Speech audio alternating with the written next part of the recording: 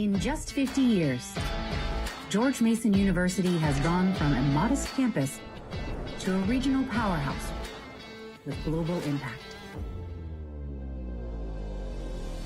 From an inaugural class of 17 to an inclusive community, 250,000 strong. From an underdog to legends who shattered expectations twice. Welcome to the Mason Nation, with 10,000 faculty and staff supporting 39,000 students making their mark on the world. We're scholars with grit, breaking boundaries and powering the region's economy. We're researchers working together to combat the world's biggest challenges. We're educators invested in our students' success while earning the highest of honors. At 50, we're just hitting our stride. Let's get to work building the future. It is Mason's time.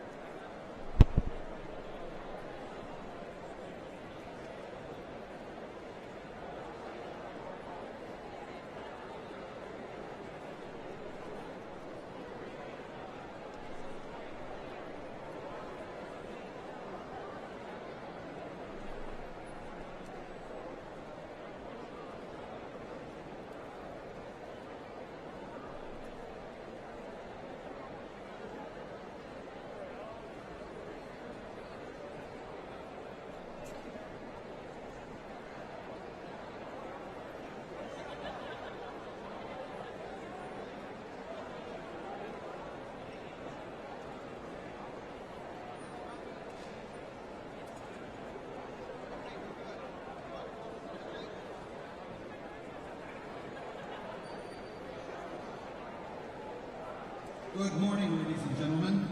In addition to honoring our graduates today, the Witt Symphony also wishes to honor, on this Armed Forces Day Eve, the outstanding service by the men and women of the U.S. military in our annual performance of Armed Forces Medley by recently retired Sergeant Major Douglas Richard, formerly the Chief Arranger of the United States Military Academy Band at West Point. We invite all active duty and retired U.S. military personnel to please stand when your service song is heard to enable those in the audience to applaud your dedicated service to our nation. Armed Forces Medley.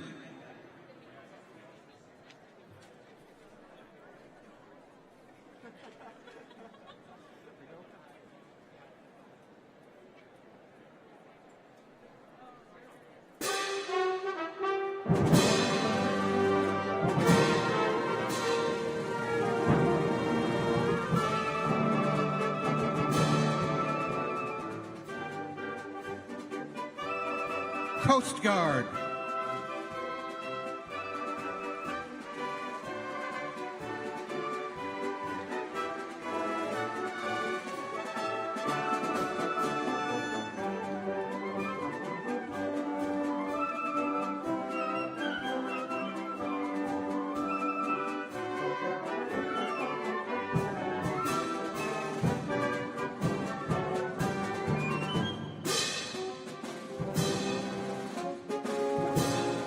Air Force.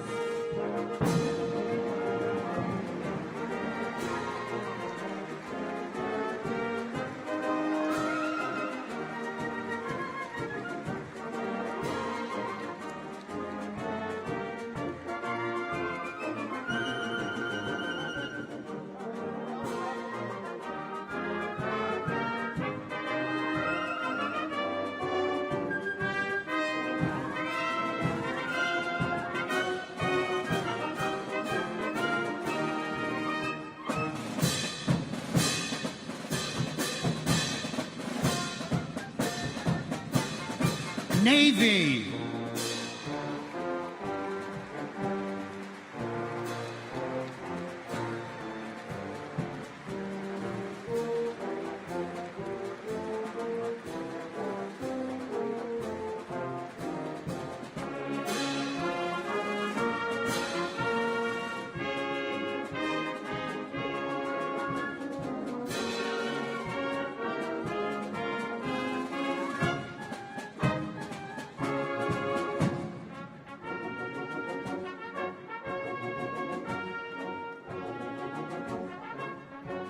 Marines.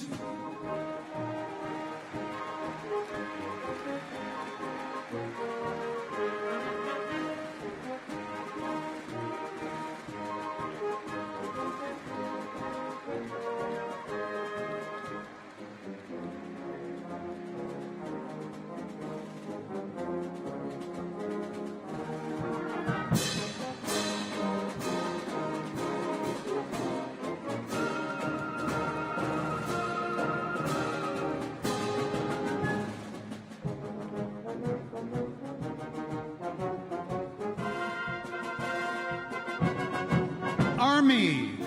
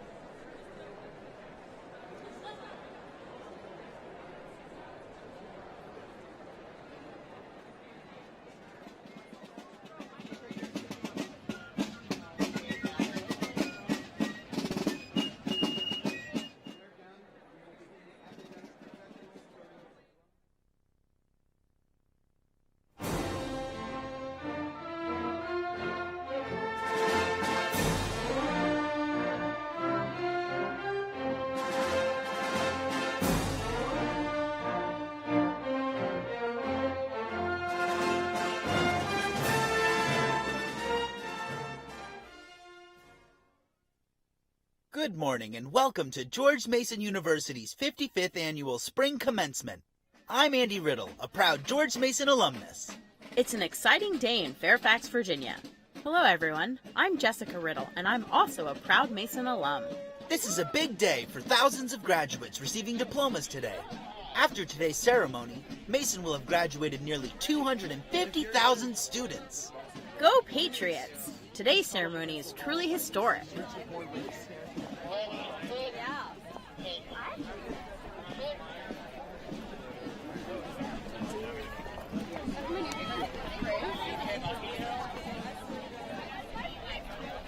Did you know, this year, Mason is celebrating its 50th anniversary as an independent university? 50 years? Wow! Wow's correct. Do you know what was happening 50 years ago when Mason was in its infancy? Well, New York Congresswoman Shirley Chisholm announced her candidacy for president, making her the first black person of any gender to try for a major party's nomination. That's right. Also, Magnavox introduced the Odyssey, the original home video game console. It was packed with pulse-quickening games like table tennis, ski, and submarine. And the first pocket calculator was introduced.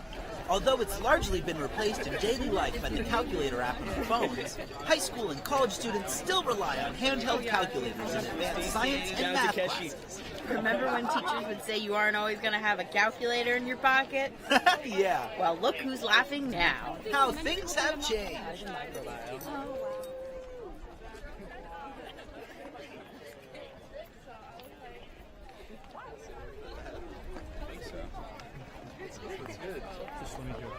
So sorry. Going on, guys.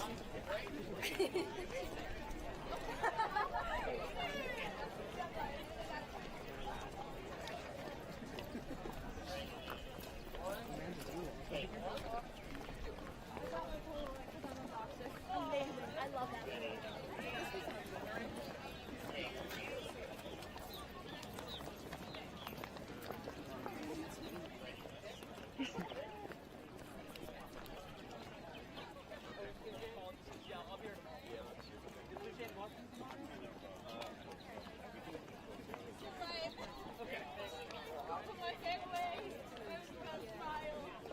I was ambushed the whole thing.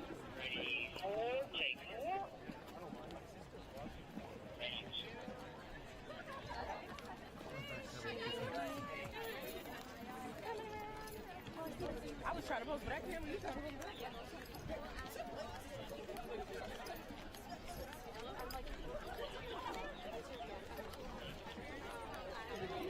You just said, yeah, let me get it. Let me get it. Let me get it. I've done it before. Right.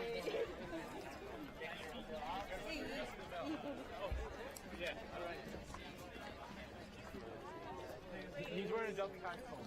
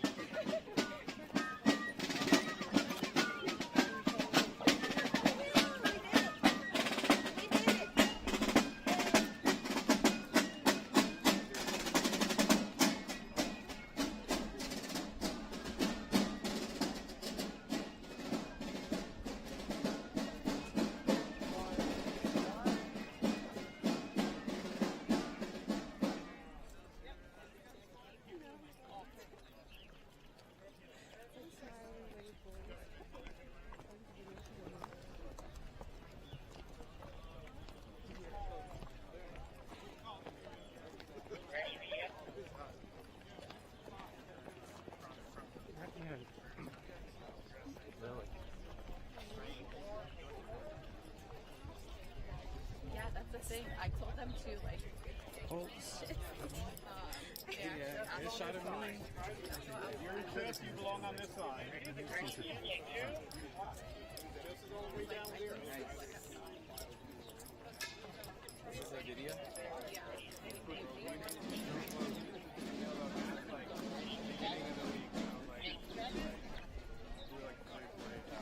It's time to begin the academic processional.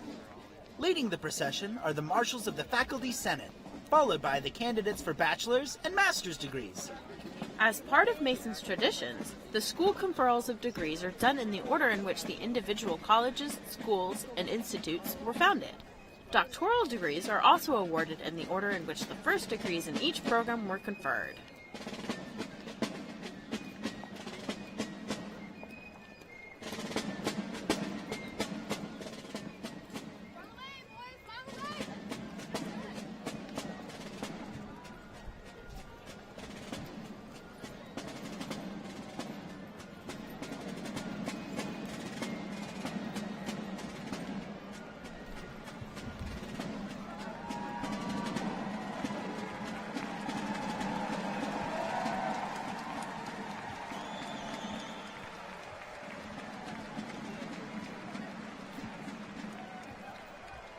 This university is truly one of the most remarkable stories in U.S. higher education. Since its inception a half-century ago, Mason has grown in size, stature, and influence. Indeed it has. In fact, as Virginia's largest public Carnegie Tier 1 research institution, our alma mater has a history marked with many accolades and accomplishments. Since becoming a four-year institution in 1966, and just 2 years later awarding its first degrees, Mason has become a university known for teaching excellence, acclaimed alumni, and a diverse student body. No one could have imagined that in such a short time, Mason would emerge as the largest, most diverse, and most innovative research university in a state known as the cradle of higher education.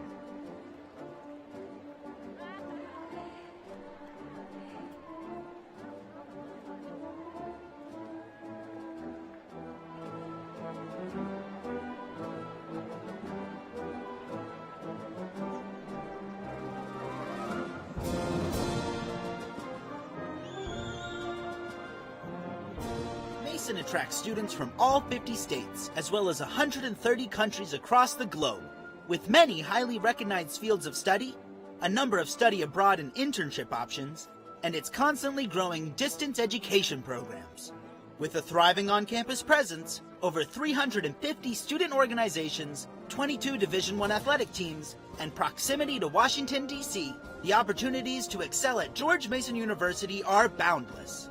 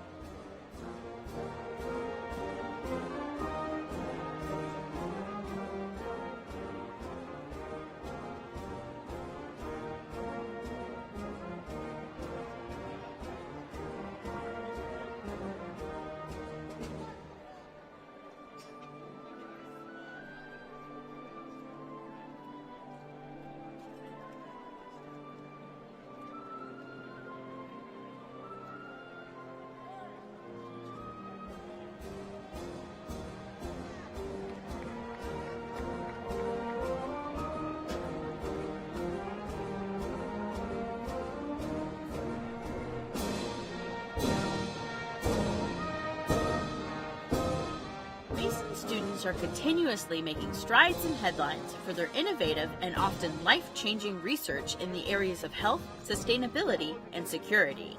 The students walking into Eagle Bank Arena have earned the right to call themselves George Mason University Patriots. President Washington will be highlighting many amazing students during today's ceremony.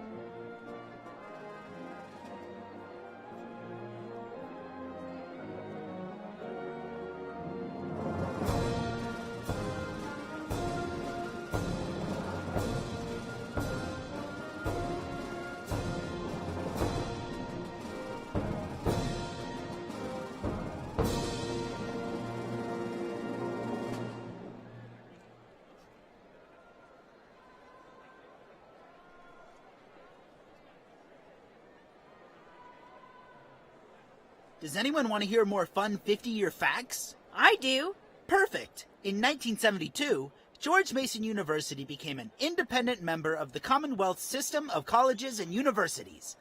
Also in 1972, many popular food brands were just being created, like Snapple, Bottle Caps Candy, and Pib Extra. It also was the year McDonald's introduced the Egg McMuffin, officially starting their breakfast menu. Cool. Another thing happening in 1972 was the launch of NASA's Space Shuttle program. The program was created to make a reusable spacecraft, reducing the cost of space exploration and making it more commonplace. Today, in 2022, commercial space flights are no longer a thing of the future thanks to this program and others like it. Wow, it's crazy how things have grown in 50 years.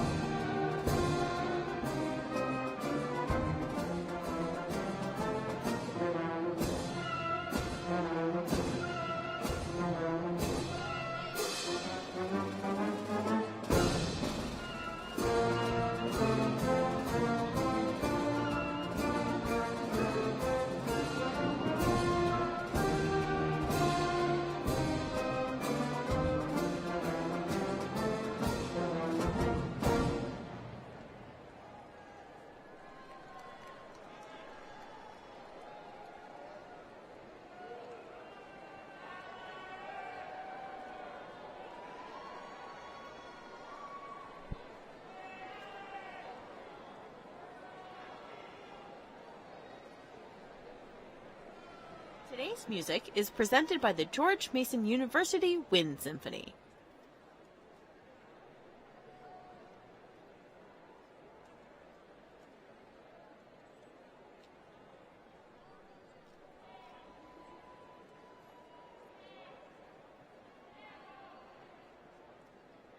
Mason has an amazing music department that attracts great students, like today's student singer, Case Hope.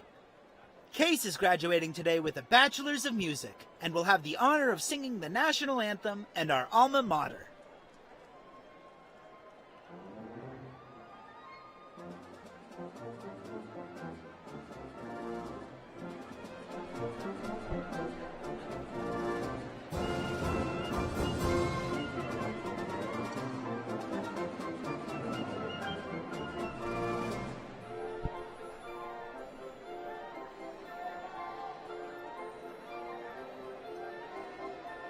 In addition to Mason's tradition of inviting a graduate to sing at commencement, another tradition is the student speaker. This year's speaker is Bhagya Nayar. Bhagya is graduating today with a bachelor's degree in Information Systems Operation Management. Her speech is sure to be inspiring. Congratulations, Bhagya. Speaking of inspiring, I'm looking forward to hearing from our commencement speaker, Stu Shea.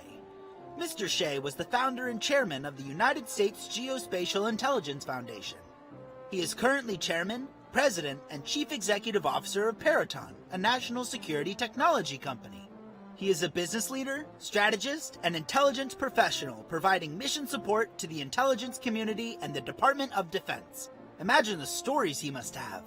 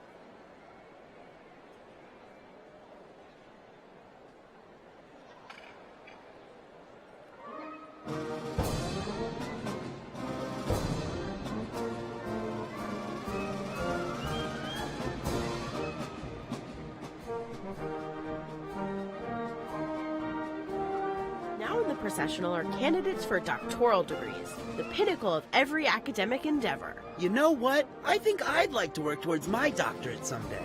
And you know what? I'd be proud to call you doctor.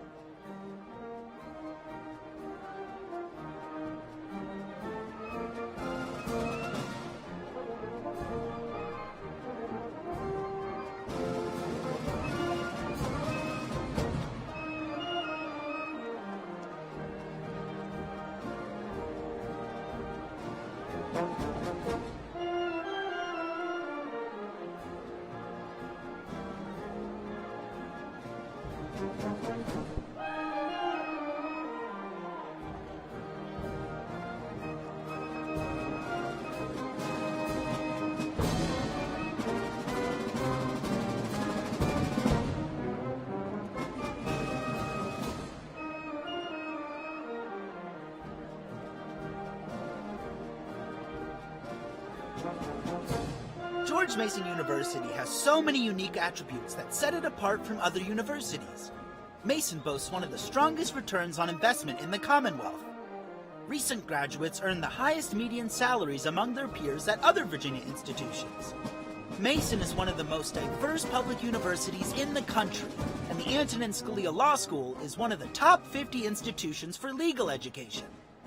So many of Mason's alumni live and work in the Washington, D.C. metropolitan area, providing new graduates a diverse and extensive professional network. Mason prides itself as being agile and scrappy, and as a result, the university is constantly growing and advancing, whether it's through groundbreaking research or community-driven partnerships. Students and faculty are building Mason's renowned reputation with their trailblazing research in many fields, including bioengineering, conservation, community health, psychology, and economics. Mason's wide range of ongoing research includes the Multidisciplinary Institute for a Sustainable Earth, involving more than 500 faculty focused on Earth's future. Wow, that's certainly something to brag about. There are incredible things happening at Mason every day, and today's celebration kickstarts what are sure to be many successful careers for the graduates.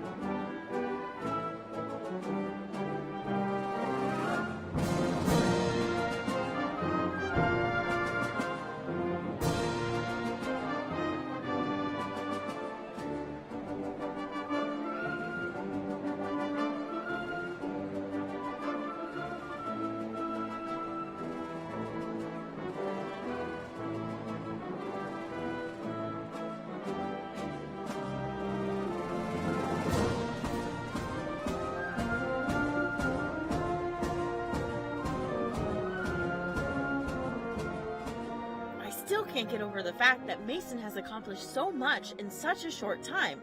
Where do you think you'll be in 50 years?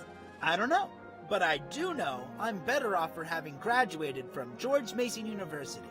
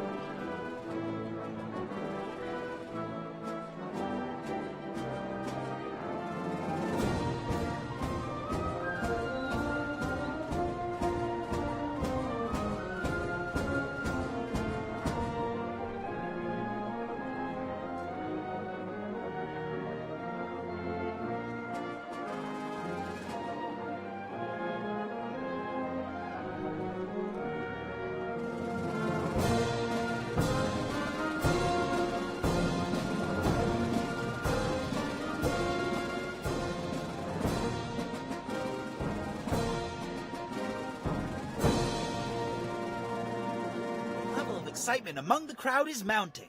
There's so much energy as the graduates make their way into the Eagle Bank Arena. There's a certain magic to coming together after COVID canceled so many important rites of passage. We're honored to be a part of this year's ceremony.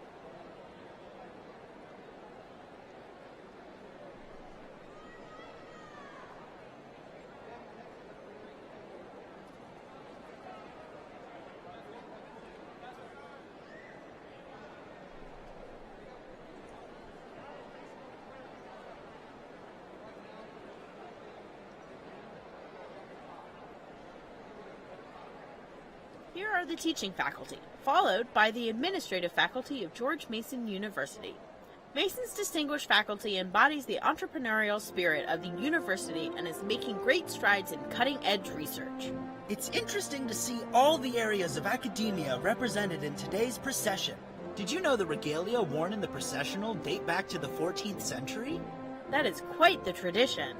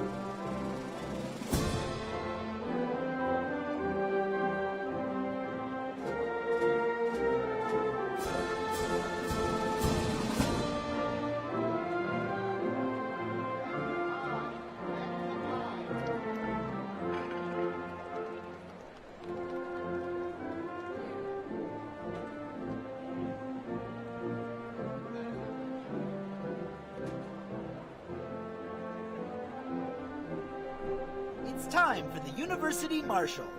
You'll notice the marshal is holding a mace. A mace is a scepter that is symbolic of the school's authority and unity, and is only present when the president and board of visitors are in attendance. The tradition of the academic mace began in the late 14th century, when two ancient instruments, the royal scepter and the battle mace, were combined to form a university president's symbol of authority. It was also used in the early days of Oxford and Cambridge by the educational officials to shepherd unruly kids. Let's hope we don't have to use it today. Yes, let's. The University Marshal is followed by the vice presidents, deans, directors of George Mason University, former Mason Medal recipients, and the president of the Alumni Association. Be on your best behavior, here are the heavy hitters. We have the board of visitors, the rector, and of course, President Washington. You know what that means. This concludes the processional, and we're on to the main event. We hope you enjoy George Mason University's commencement ceremony. Happy 50th, Mason, and most importantly, congratulations, graduates!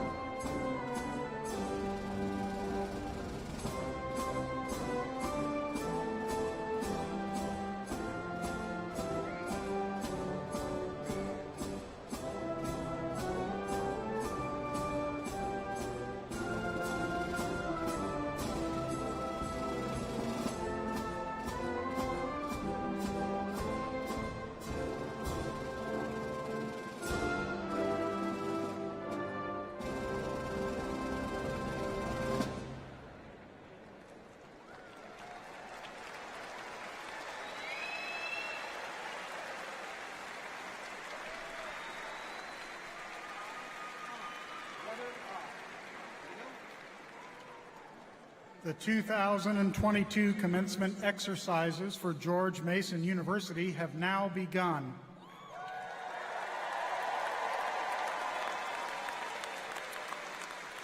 Please stand for the presentation of colors and the singing of the national anthem.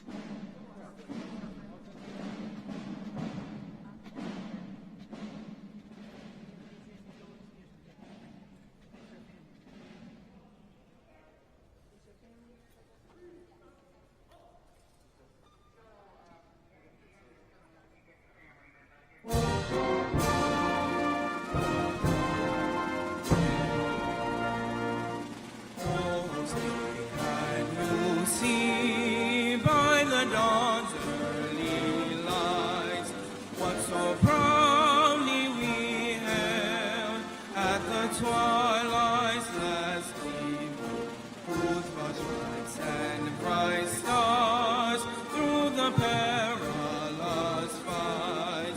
O'er the ramparts we watched were so gallantly streaming, and the rockets' red glare, the bombs bursting in air, gave through the night that our flag was still there. Oh, sing us as star-spangled banner yet wave o'er the land of the free and the home of the brave.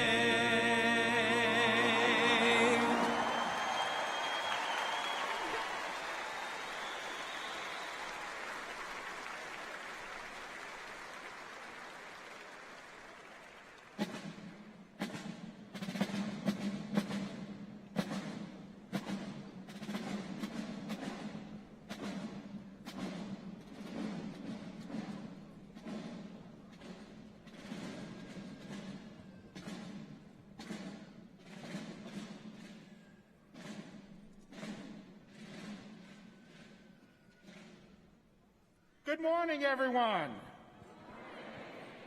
Oh, you can do a little better than that. Good morning, everyone. Outstanding. Please be seated.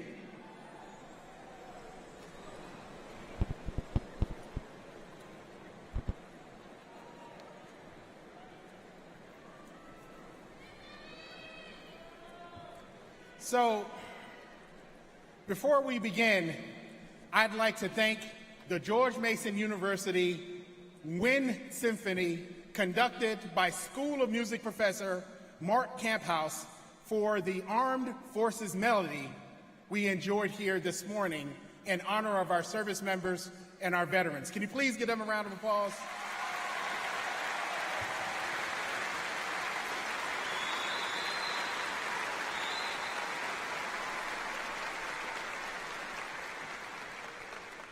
Professor Camphouse is retiring after 40 years of service, including 16 at George Mason University. This commencement ceremony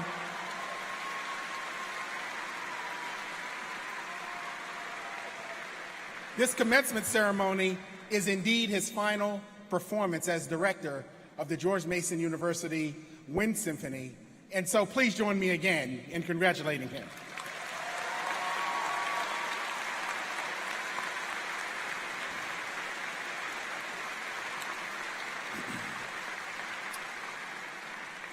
I would also like to thank our vocalist, Case Hope, who sang the national anthem.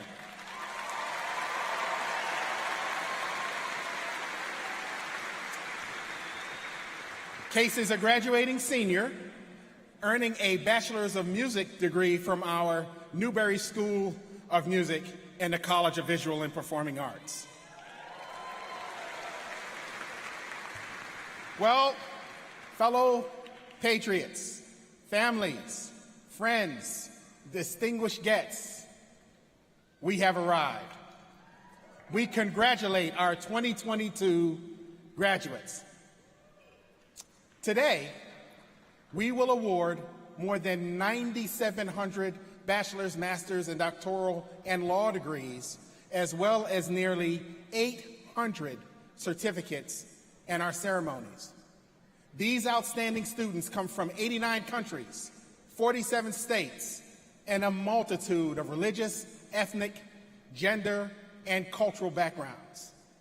They are representative of the largest, most diverse, and most innovative public research university in the state of Virginia.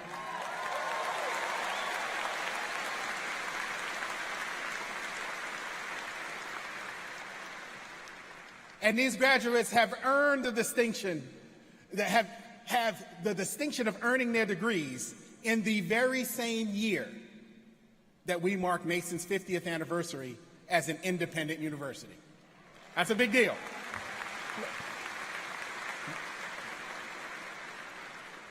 More than 1 in 4 of you today are first in your generation to graduate, or are the first in your family to earn a 4-year degree. Can those graduates please stand so that you can all be recognized?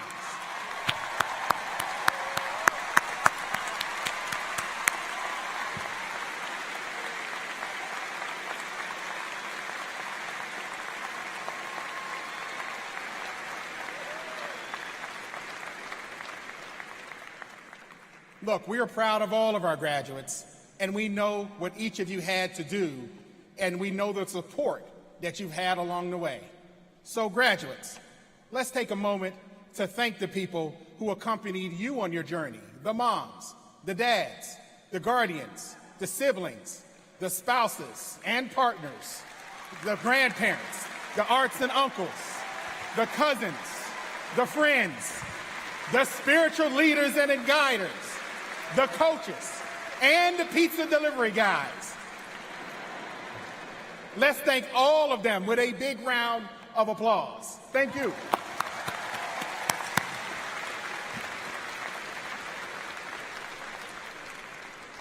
So graduates, your journey has been like no other.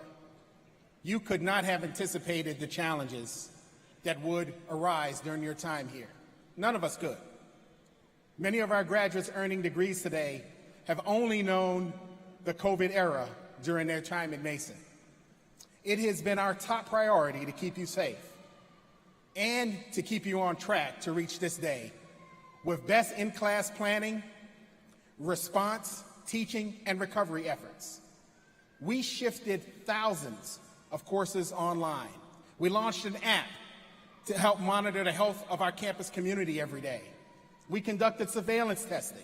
We developed and administered our own rapid result large-scale testing system using a saliva-based technology. We stood up 5 testing sites. We hosted mass vaccination clinics. We sent mobile health clinics into the most vulnerable communities in our region to support many of your families and neighbors. Together, as a university and as a Northern Virginia community, we rose to meet the challenge.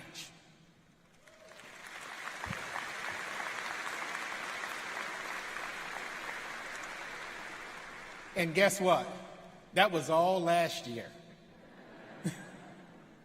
We have new challenges created or exacerbated by COVID: rising economic and education inequality, increasing cost of goods and services, rampant mental health issues, civic unrest, challenges to our democratic process, marginalized ethnic and religious minorities. The vision and ambition of the United Nations 17 Sustainable Development Goals are more important now than ever, and they will be even harder to achieve because of the impact of the pandemic. Our challenge, and indeed your challenge as graduates, is just beginning. You emerge today perhaps a different kind of graduate than you had anticipated. However, you leave here, scars and all, more prepared than any class before you to tackle and solve the challenges that I just highlighted. And why do I say that? For several reasons. Number one, you earned a degree from one of the top research universities in the country with thought leaders who are actually tackling grand challenge problems related to climate change, cybersecurity, public health, and social justice, to name a few. Number two, you earned a degree from a university whose campus looks like what America will soon look like.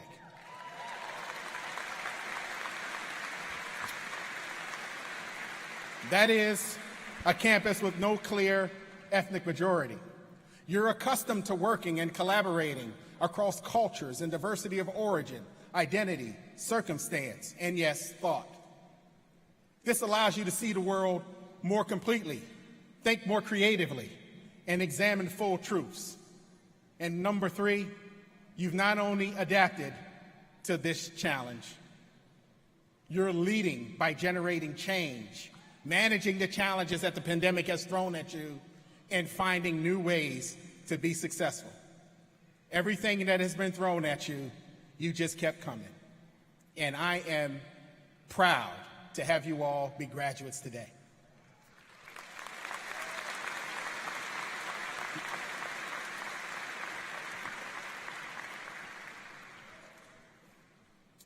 Let me tell you briefly about a few members of your class of 2022, some leaders and innovators and change makers we're so proud to honor today. Today we have a 66-year-old earning her doctorate in nursing practice the same day her daughter is earning an art and visual technology degree.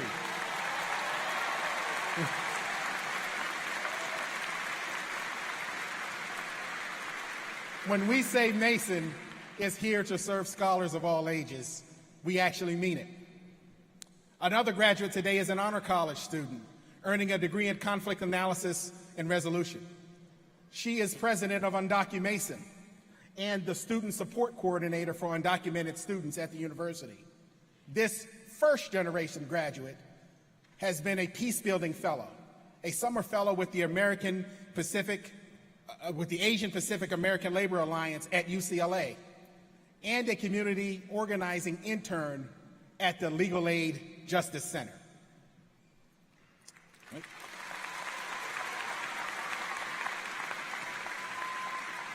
And we have two graduates who are particularly admirable for their hard work and determination in campus leadership. One of the students, who has Down syndrome, initially enrolled in the Mason Life program for young adults with intellectual and developmental disabilities. She later applied to earn a bachelor's degree and today graduates with a degree in integrative studies with a concentration in social justice and human rights.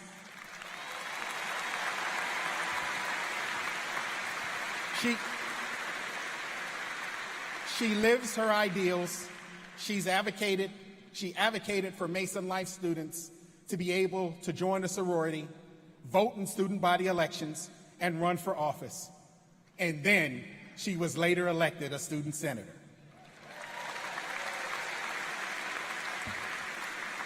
Another trailblazing graduate today, a community outreach associate for the National Down Syndrome Society, will receive her bachelor's degree in sociology with a concentration in social change and inequity. The recipient of a heart transplant, she has fought against organ transplant discrimination in persons with disabilities.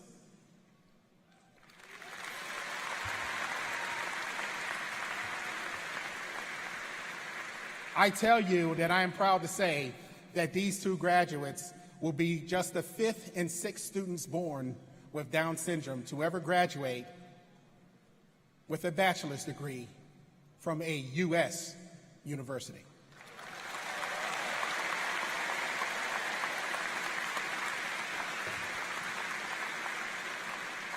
These are the types of success stories we produce here at Mason.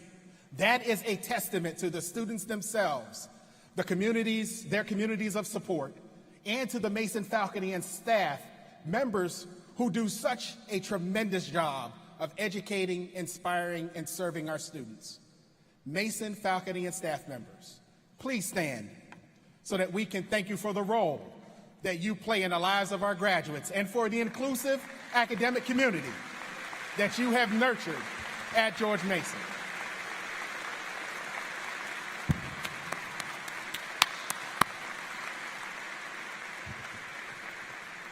I would also like to recognize the members of our President's Council who could join us today.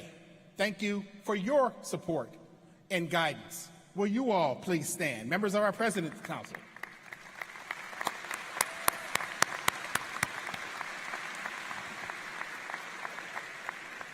I'd like to thank our Alumni Association for its work to maintain a lifelong bond with more than 220,000 graduates. Our graduates today are now part of an enormous network for careers and recruitment opportunities.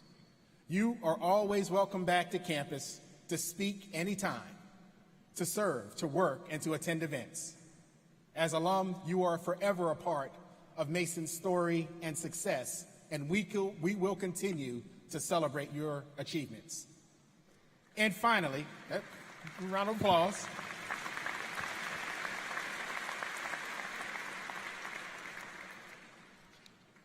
And finally, I'd like to recognize our governing body, the Board of Visitors, for the tremendous job they do in guiding this growing and innovative university.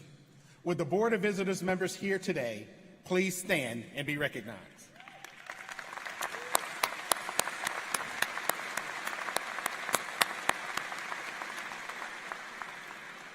It is now my pleasure to introduce the Rector of the George Mason University Board of Directors, Jimmy Hazel, who will introduce our commencement speaker and confer the honorary degree.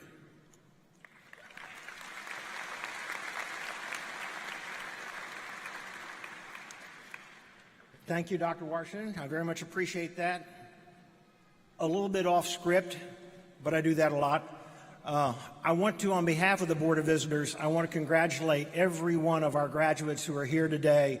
Over 9,000 degrees, and they're well-deserved and hard-earned, and congratulations to all of you.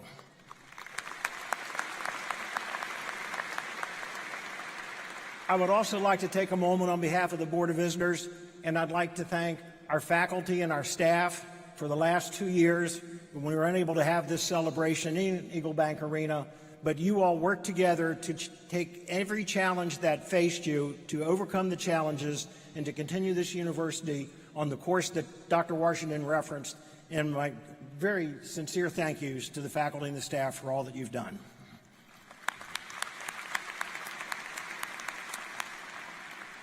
So, one guest here today who can attest to a lifetime of achievement is our featured speaker. Stu Shea is a business leader, strategist, and intelligence professional serving missions of consequence within the national security community. He is currently president, chairman, and CEO of Peraton, a next-generation national security company. Mr. Shea also is the former president and chief operating officer of Leidos and was a principal architect in the creation of Leidos while serving as chief operating officer at SAIC.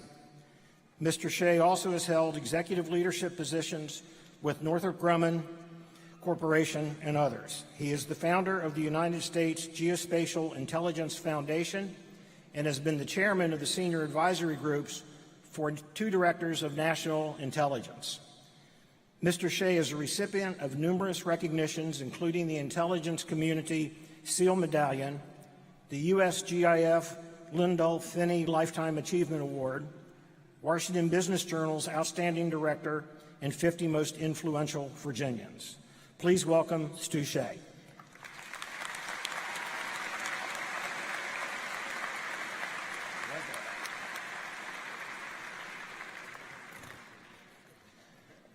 All set? By the authority vested in me by the Board of Visitors of George Mason University, I confer on Stu Shea the honorary degree of Doctorate of Humane Letters with all the rights and privileges thereunto belonging.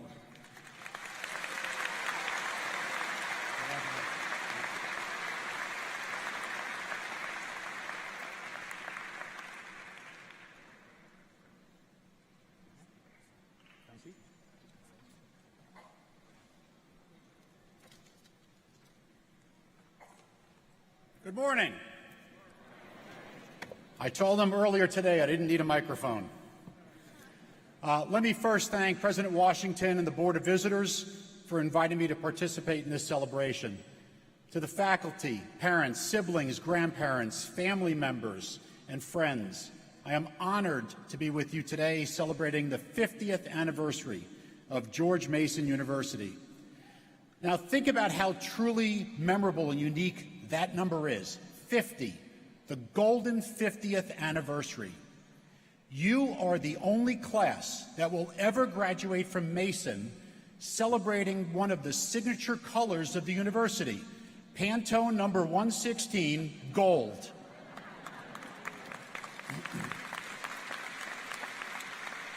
Now, the graduating classes of the 49th and 51st anniversaries will clearly do great things, but they're kind of like the silver and bronze medal of commencements.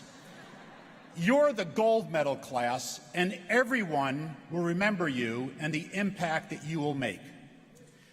Now, according to your website, Mason Gold represents optimism, enthusiasm, fun, clarity, and confidence. I cannot think of a better way to describe what lies ahead for you in the next 50 years. Now, looking back on my own life 50 years ago, I was a sophomore in high school, contemplating what I would study in college. My major went from biology to chemistry to forestry, and ultimately making a choice to pursue a career in medicine. So, with complete clarity of purpose, I got my degree in geology. Now, after all, geologists were in high demand at the time. There was a worldwide oil crisis, and believe it or not, a gallon of gas cost a staggering 36 cents a gallon. But as I was finishing my degree, I realized I did not want to search for oil in Alaska. I always found maps fascinating, so instead, I decided to attend graduate school to study cartography.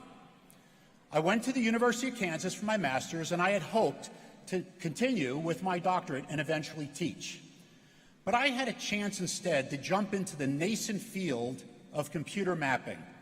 It was just too exciting to pass up, given the birth of two new technologies, one called the Internet, the other the personal computer. So I left Kansas in 1982, and my doctorate would have to wait. It took me a few years to start thinking about completing my PhD and fulfilling that goal. So in 1987, I took an initial class at a local university doing some exciting map research. That school was George Mason University.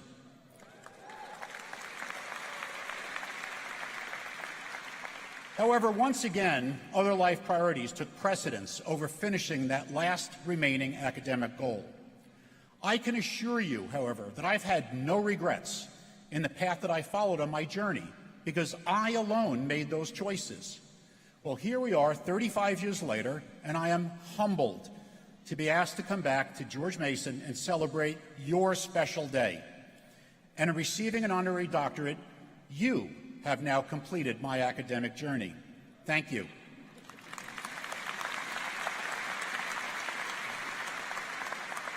To the graduates, congratulations on starting your career journey. Today is an important rite of passage for you. You have reached an inflection point in your journey as you transition to full ownership of your own life choices, just as I did. I'm confident that your time at Mason has fully prepared you to embark upon that journey. And with each step along the way, you will have the support of friends and family and classmates as a core foundation to build upon. So, in celebrating that and taking that first step today, if you're able to join me, I would like you to stand.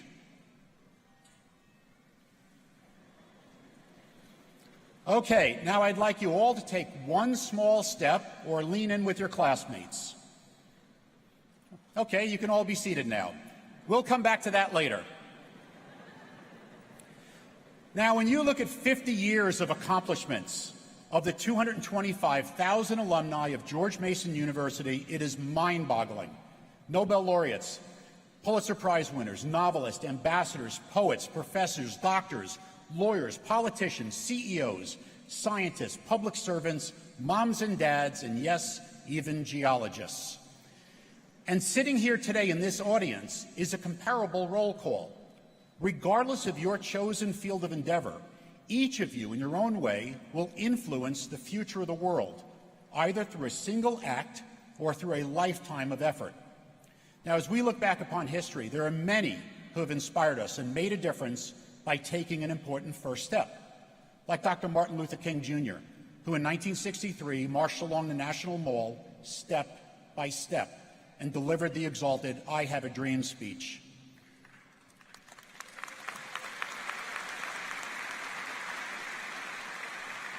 Or Neil Armstrong, who in 1969 became the first person to set a foot on the moon and said, That's one small step for man, one giant leap for mankind.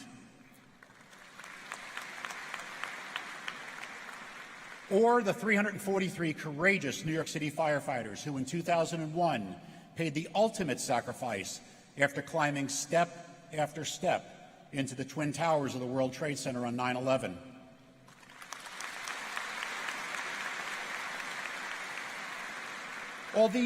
Although these examples are often remembered as singular events, they are really the culmination of a lifetime of effort. There are so many who have inspired us and are recognized for making a difference over their lifetime. Perhaps sitting amongst us is the next Nelson Mandela, Amelia Earhart, Charles Darwin, Mahatma Gandhi, Alan Turing, Jane Goodall, Albert Einstein, or Pablo Picasso. Each of you will have your own story, and all of us are excited to see what you will accomplish. Now, a moment ago, I asked you to stand or to lean in, to take a single step, and in doing so, we united together. As simple as that seems, our world, our nation, even our families sometimes has difficulty uniting. Yet we did it just now merely because I asked you to. No argument, no debate, no politics, no threat, no protest. You just trusted me, and we united. The people I mentioned earlier each took a first step, and others trusted and followed them to unite as one. Now, simple acts such as taking that first step can inspire a nation, raise awareness for a cause, motivate change, invent something new, or allay the fears of the unknown. As we celebrate together today, we are witness to that inspiration on a world stage. A former Ukrainian actor and comedian, Vladimir Zelensky, has united the people of Ukraine to defend their country. He stood up and he took a first step, and many are trusting him and following him.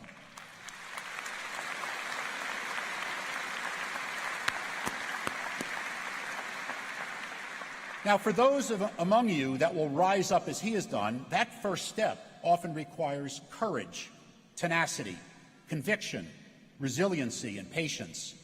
And for those who will ultimately respond to and follow those who take that first step, it requires trust, respect, and openness. But just as we did a moment ago, we can do more together than we can do apart in taking that first step. Whatever your individual path is from today forward, I encourage you, always take the first step to champion change on your journey, rather than letting change happen upon you. I can assure you that your time at George Mason has prepared you well for your future. Mason has changed your lives, but patriots can change the world.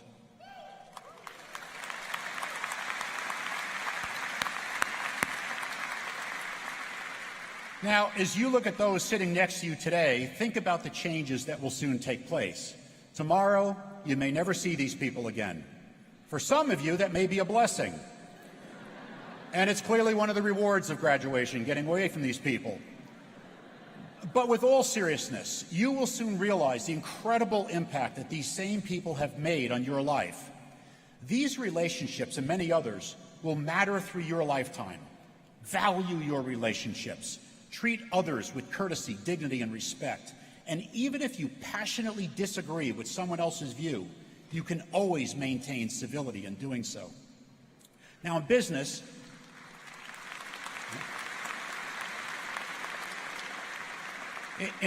I have a simple corollary. Never burn down a relationship in pursuit of a personal goal just so you can stand upon the smoldering ashes in victory. The person that you step over on your career journey may be your boss tomorrow.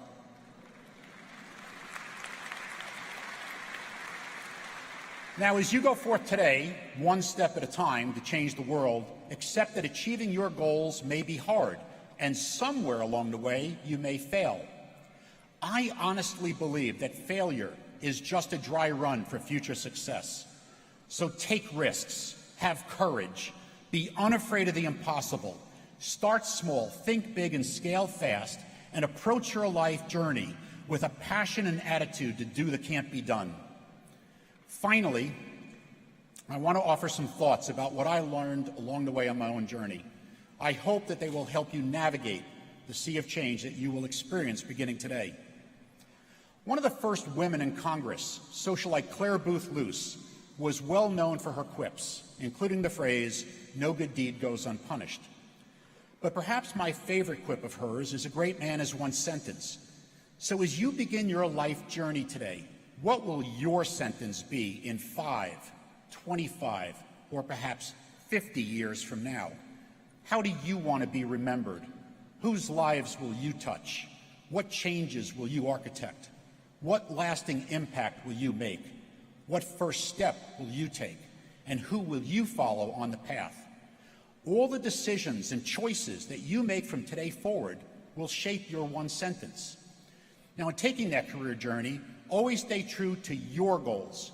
As Steve Jobs, the former CEO of Apple, once said, "Don't waste your life living someone else's life." So be honest with yourself and your real motivations.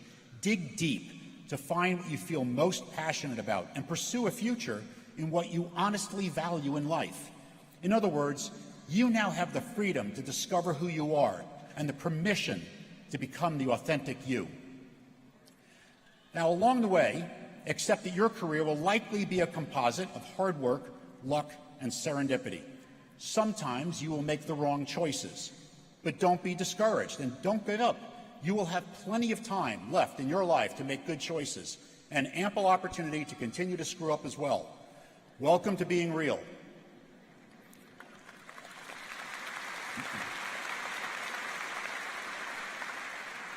And life isn't always fair, and things won't always go your way. It's okay to be disappointed, but then pick yourself up and learn from the obstacles you've encountered. With each roadblock, focus less on what happened and more on why it happened. Remember, life is filled with both questions and answers. The questions are far more important than the answers. Answers tend to stop a conversation. That is, unless the answer prompts a response. Well, why is that the answer? Questions, by contrast, express a powerful self-awareness of the limitations of your own skills necessary to overcome those obstacles. So be vulnerable, ask questions, have a goal to learn something new every day. I can assure you that the universe of knowledge that one does not have is far more exciting than the world of knowledge that you have today. Throughout your career, it's also enlightening to follow great leaders and emulate great role models. John Quincy Adams, the 6th President of the United States, said, "If your actions inspire others to dream more, learn more, do more, and become more, you're a leader. Find people like that. Follow people like that. They will inspire you. Or better yet, become a leader like that. For others will want to follow you. It will inspire them." And when searching for role models, seek out those who demonstrate a strong moral compass. They are the ones who are more focused on their character than their reputation, have a thirst for wisdom rather than power, value compassion more than greed, and believe deeply that team success breeds personal success, not the other way around. What you will learn from these great leaders and great role models is truly a gift. What you do with that gift is entirely your responsibility starting today. So in conclusion, you are the canvas of your own future. Don't paint within the lines. Be true to yourself. Find out who you are and who you were meant to become. And whatever path you choose, choose it because you will love what you do and have fun creating the masterpiece of your life that is your one sentence. Congratulations to you all, the class of 2022. Now trust your beliefs and go take that first step.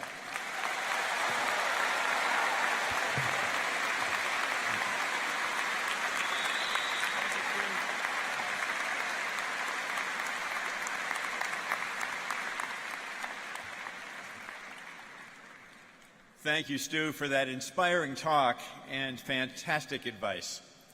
We are all very grateful that you're here with us. Good morning, everybody. I'm Mark Ginsburg, and I have the honor of serving as the provost of George Mason University. George Mason University has established a tradition of having a graduating senior address their fellow students at commencement. We are pleased to continue that tradition today by introducing our student speaker, Bhagya Nayar. Bhagya is graduating from our School of Business with a Bachelor of Science in Information Systems and Operations Management, or what we call ISOM. And she minors in Business Analytics and Health Information Technology.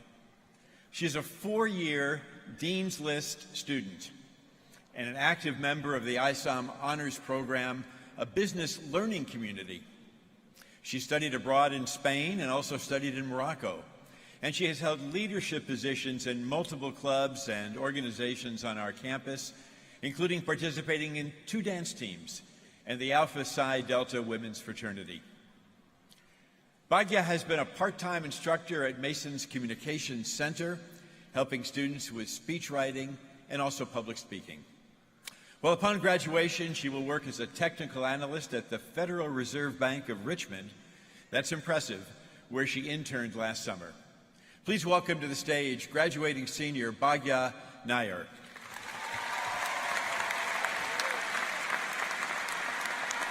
Thank you so much. Hello, spring class of 2022. Woo! As a graduate of the School of Business, it is my honor and privilege to say, we did it! Woo! We experienced a pandemic, a war, a change of presidencies, a supply chain disruption, skyrocketing prices, and a ton of all-nighters spent writing essays and taking Respondus lockdown browsers exams to be here today. And amidst all the chaos and cupped ramen, we stayed true to our goals. So, let's congratulate ourselves for making it through those long, tiring shifts at a part-time job, the plethora of club memberships and leaderships, the duties and responsibilities we held as a mother, a father, a son, a daughter, and making school a priority amongst it all.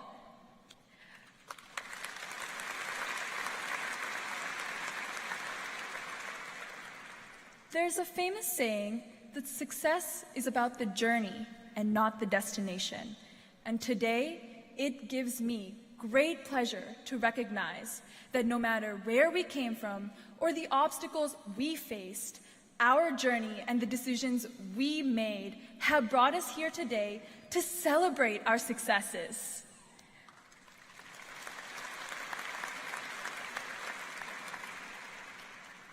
As Charles Dickens states in A Tale of Two Cities, it was the best of times, it was the worst of times. It was the age of wisdom, it was the age of foolishness. Like many of you, I came to Mason with a dazed look in my eye and enthusiasm for what the future holds. Being a first-generation college student in America, I pranced around campus signing up for every club, any part-time position, and talking to every student I met, from my roommates in my freshman dorm to classmates in Econ 103. With each passing year, class, and club, I was a year older, a year wiser, and a bunch of mistakes smarter. I was the proud leader of many clubs on campus, and I met a lot of new students, some of whom I'm lucky to call my friends to this day. Of course, it all came to a screeching halt in March of 2020, sophomore year, when I realized spring break was about to become longer than a week. During my 2-year homestay, I found myself missing my friends and extracurriculars, feeling as though I was masking myself from all that college had to offer. Pun intended. Life took a turn for the worse when I suddenly lost my father to cardiogenic shock in November of 2020. I hit a new low in life, and I was lost as to what life would be like without him, because he was my inspiration to do a business degree at Mason. The day he passed, I had a choice to make. I could let this life-changing event tank me, or I could get back up and fight to the finish. Luckily, I chose the latter, and with the tremendous support of my family, friends, and Mason faculty, I stayed motivated and passed all 18 credits of classes that semester with no less than a B.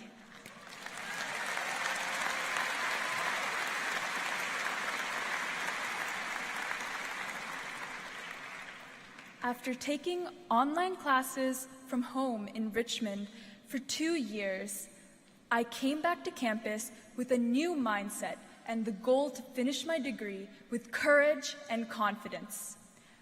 I picked up where I left off and put myself in new clubs and organizations and met even more new students.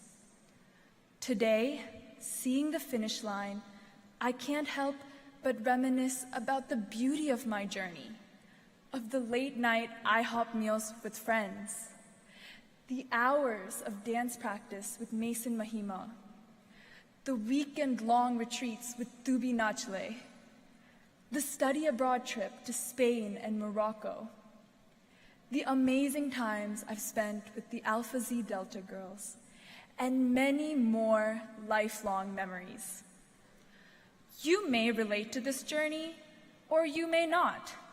Each student here has had different experiences shape the way for their arrival here today. But what is important to remember is that your journey is the souvenir you keep for your accomplishments. Make it a memorable one. Being here with you all today is a part of my journey that I will forever cherish.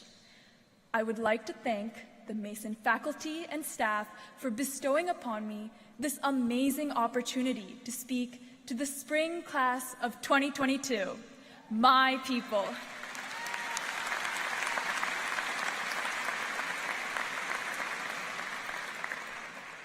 Although we have come from afar and wide, different races, ethnicities, backgrounds, and statuses, we are here today united.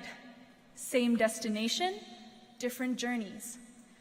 As you hear your name being called at these degree celebrations and cross the stage to the finish line, I hope you too reminisce about your family and loved ones, your friends, the events, the Mason faculty, the ups and downs, the hard work, and the many other factors that contributed to your unique, successful, and memorable journey to graduation.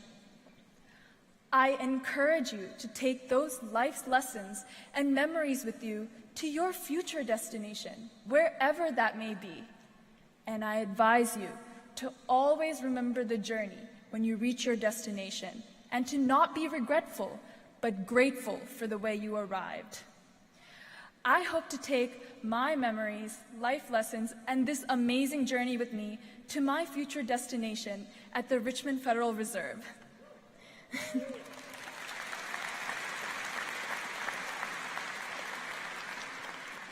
So, let's stay in touch, because, of course, we're all joining the Alumni Association. Let's keep our network strong. Let's help each other through our lives and careers. Let's meet at alumni events. Let's earn another degree from Mason, but first, let's celebrate this one.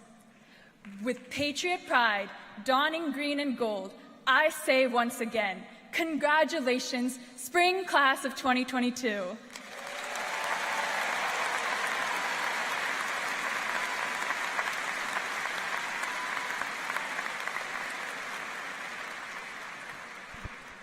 Be prideful in your accomplishments today and go forth courageously to your journey tomorrow. Thank you.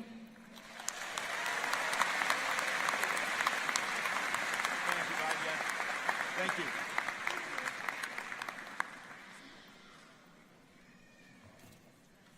Thank you, Bhagya, and congratulations. Well, as Dr. Washington mentioned, and Bhagya also just told us, The George Mason University Alumni Association is your lifelong and career-long connection to Mason. Upon graduation, you become an alum and also a member of the Mason Alumni Association, a community of more than 220,000 patriots around the world. And now that you're on the cusp of being graduates, please welcome Sumit Srivastava, member of the class of 1994 and the president of the George Mason University Alumni Association, as he welcomes you to membership in our Alumni Association. Sumit?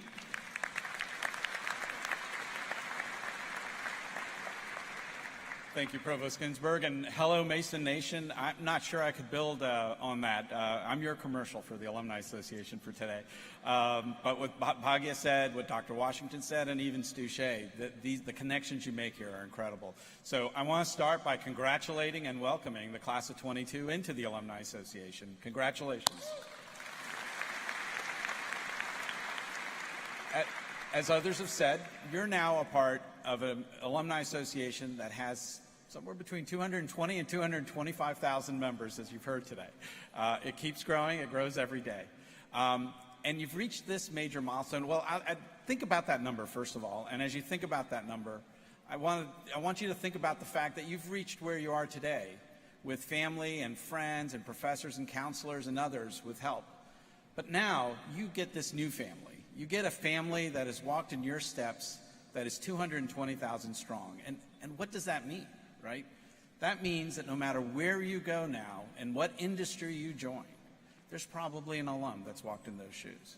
It means no matter where you settle, there's a location with an alum nearby that you can count on. So I want you to take this Patriot Pride with you wherever you go.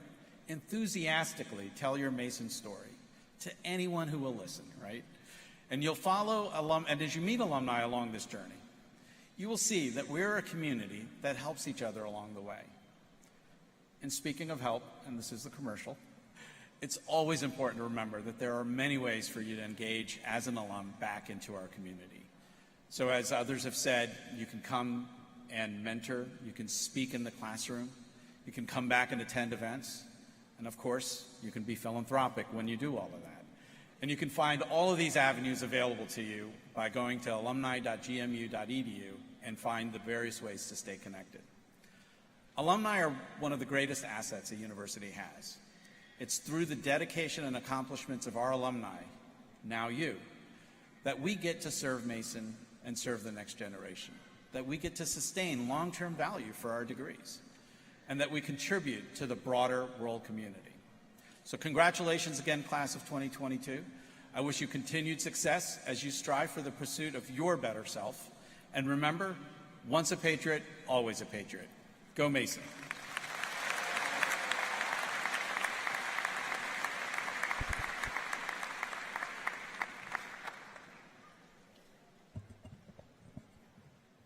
Now the moment we've all been waiting for.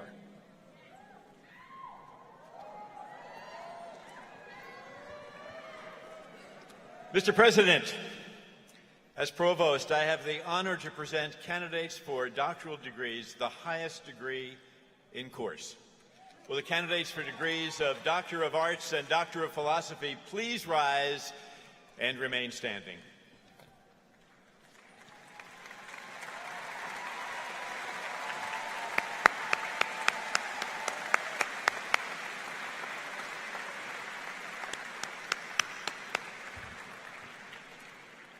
I confer on you the doctoral degree for which you stand. I bestow upon you all the rights and privileges belonging to that degree, and I welcome you into the company of scholars.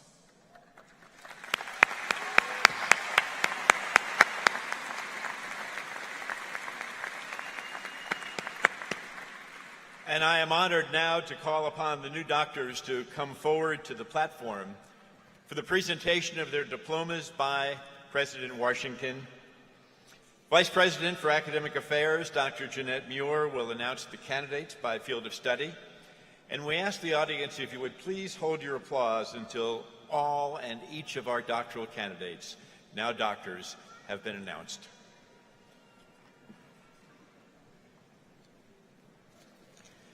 As the candidates proceed to the stage, I am pleased to extend to you, each and every one of you, my personal congratulations. Doctoral education is challenging, and engaging in studies of the doctoral level is both inspiring yet also rewarding.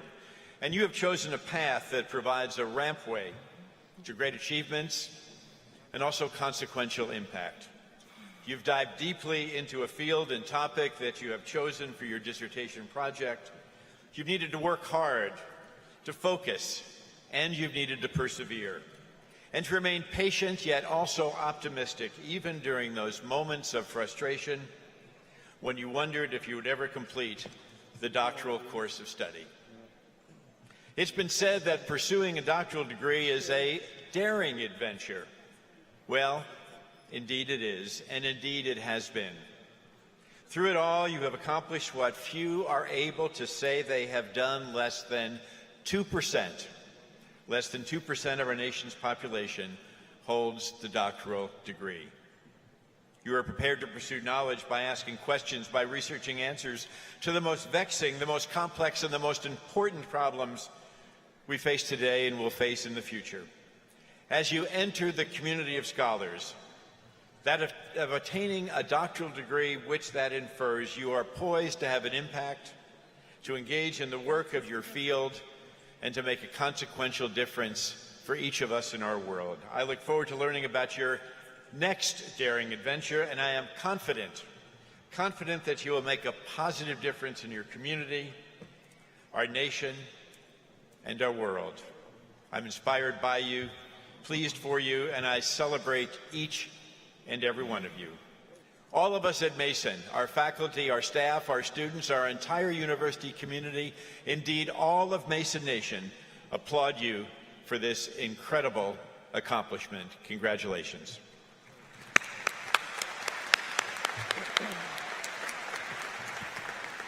Mr. President, I present new Doctor of Arts whose field of study is musical arts. Michael Barranco.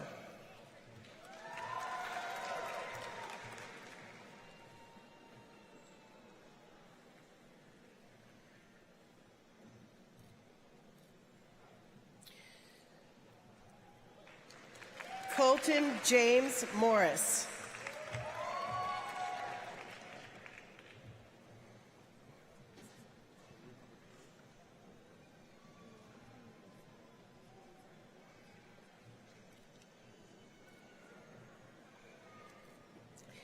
Michelle Eve Richardson.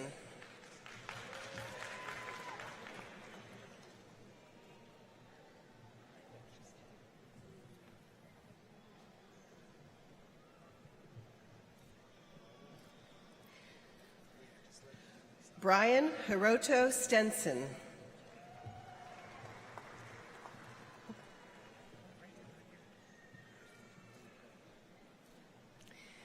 Ling Tring An.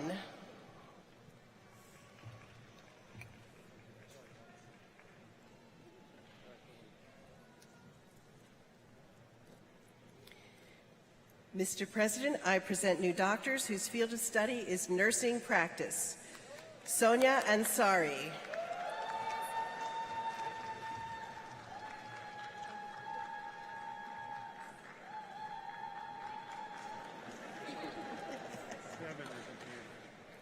Yeah.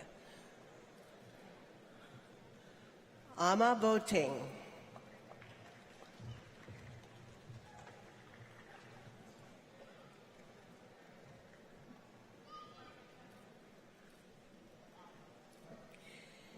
Kathleen Chang.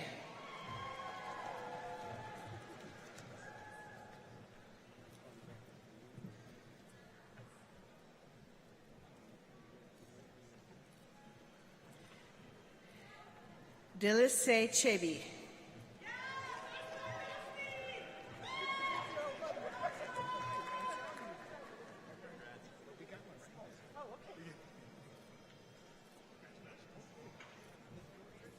Ahmad Rashad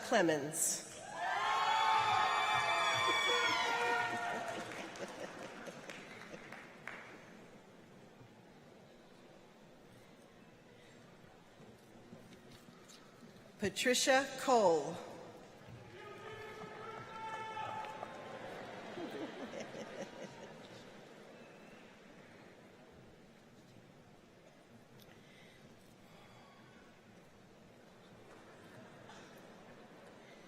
Madeline David.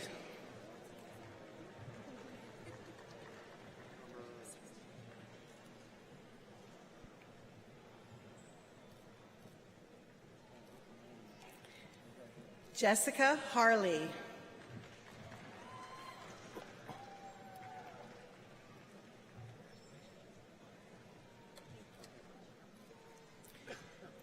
Regina Harrison.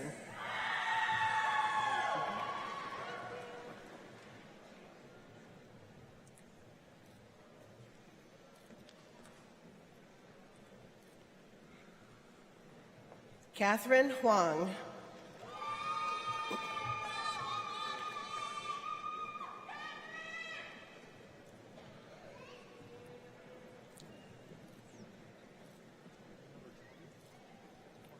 Fun Lee.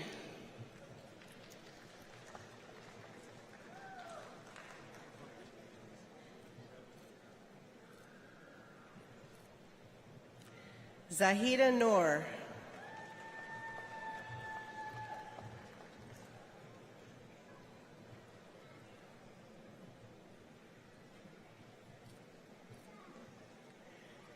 Lisa Poirier.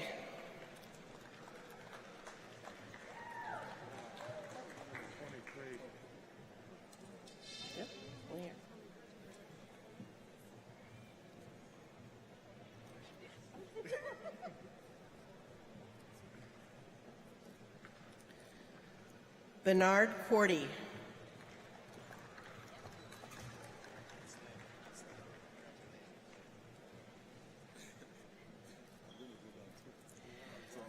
Joseph Rogers.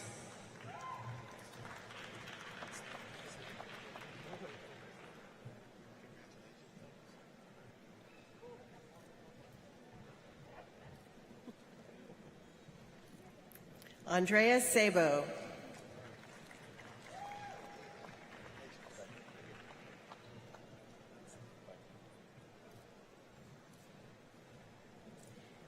Caroline Stowe.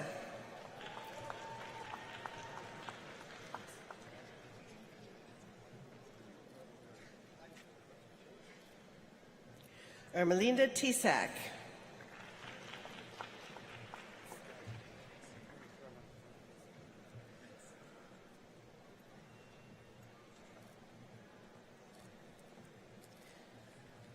Abane Wolfsadek.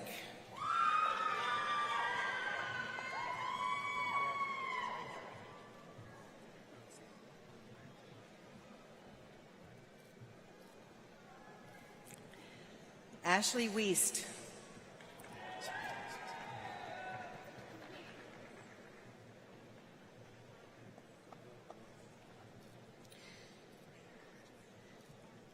Miriam Zamilis Osabu.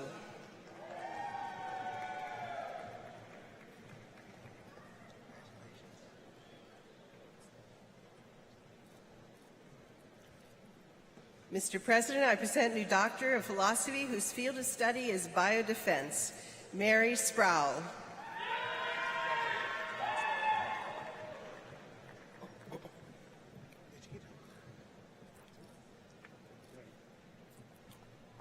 Mr. President, I present new Doctors of Philosophy whose field of study is bioinformatics and computational biology, Pooja Katkar.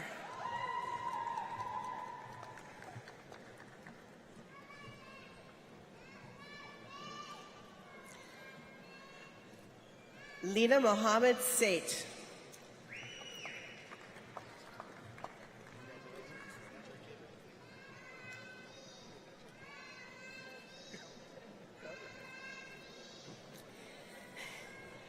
Kiran Kumar Susankar.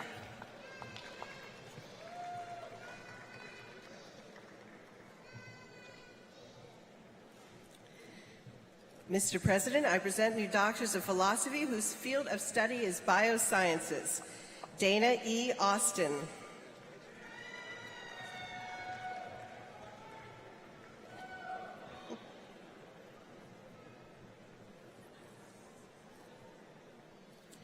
Marissa Ashton Howard.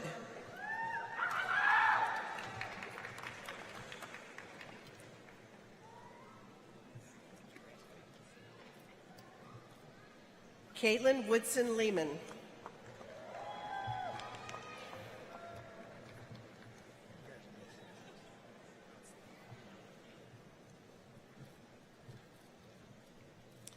Mr. President, I present new doctors of philosophy whose field of study is chemistry and biochemistry. Laura Abandu.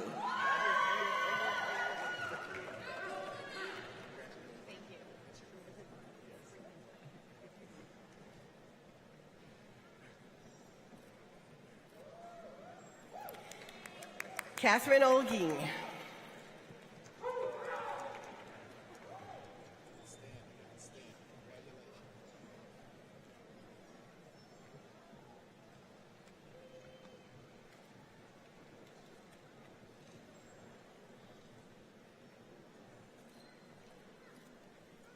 Mr. President, I present new doctors of philosophy whose field of study is civil and infrastructure engineering. Olubemi Osumolo Oroke.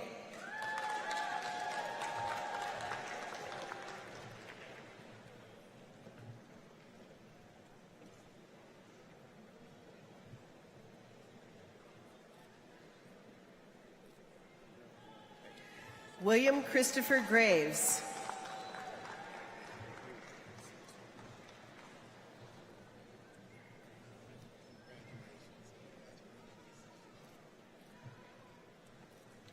Jeremy Johnston.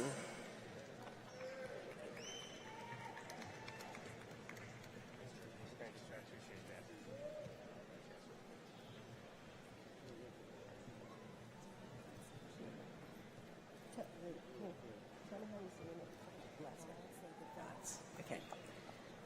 Mr. President, I present new Doctor of Philosophy whose field of study is climate dynamics. Olivia Gods.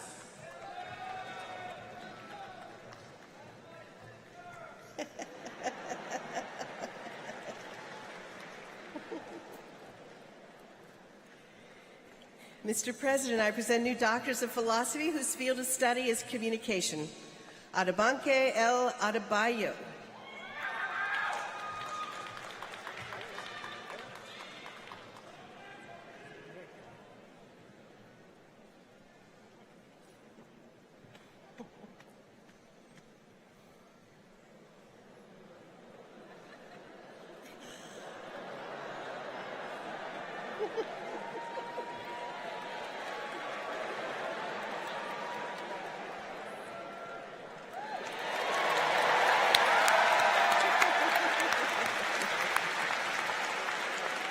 Henry Cayley Huber.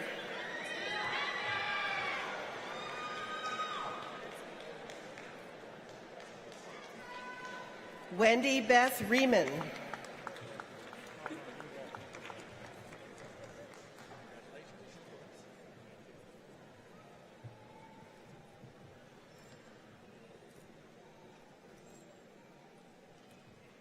Mr. President, I present new Doctor of Philosophy in Computational Social Science, Na Zhang.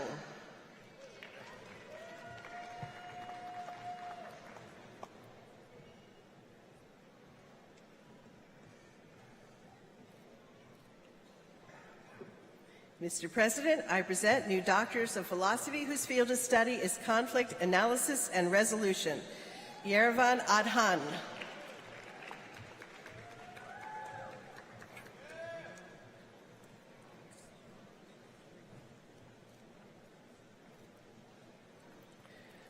Farishta Sahi.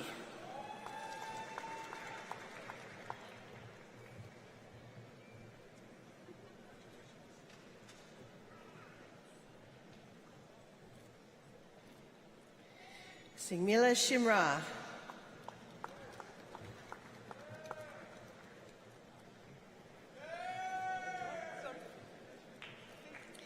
Mr. President, I present new Doctors of Philosophy whose field of study is Criminology, Law, and Society. Latasha A. Butler.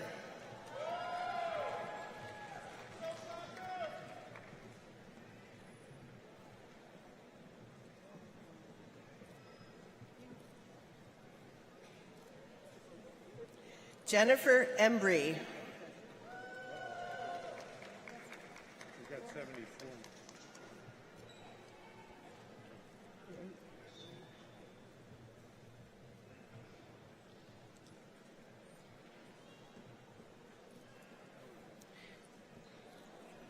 Shannon Magnuson.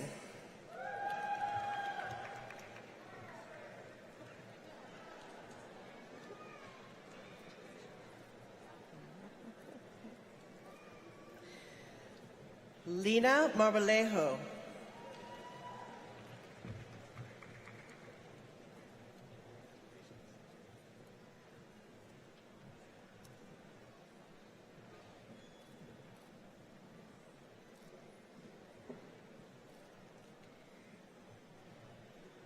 Heather Prince.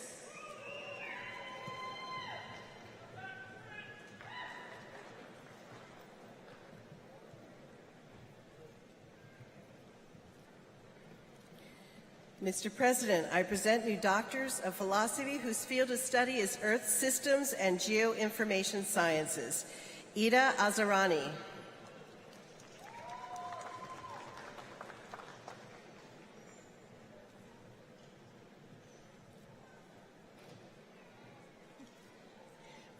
Brendan James Hurley.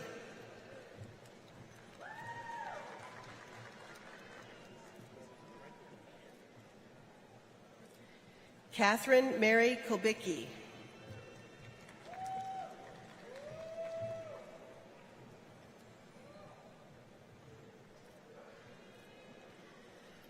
Lee Lin.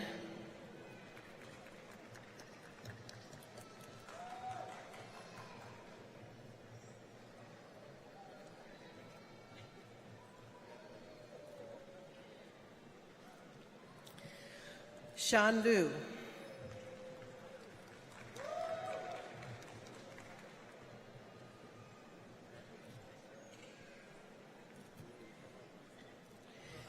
Philip Edward Moorfield.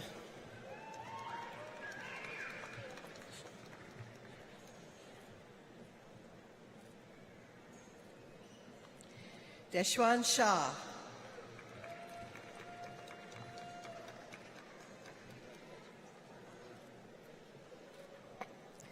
Ishan Shams.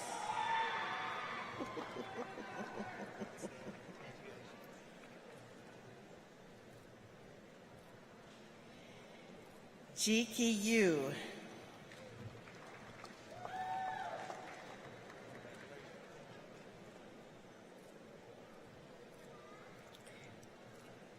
Chen Zhang.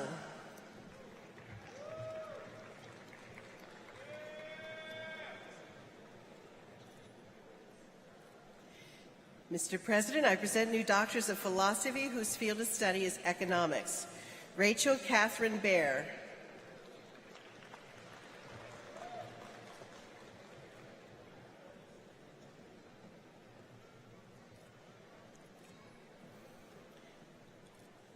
Marcus Brun Borkheim.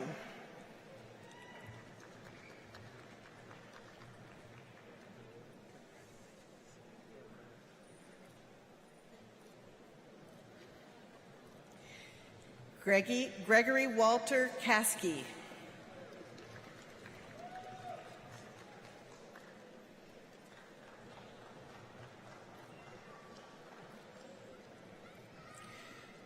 Robert Cripps.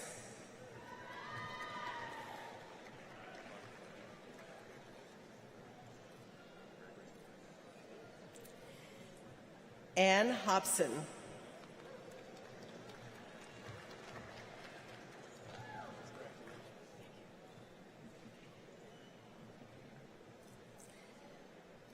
Zachary Blake Kessler.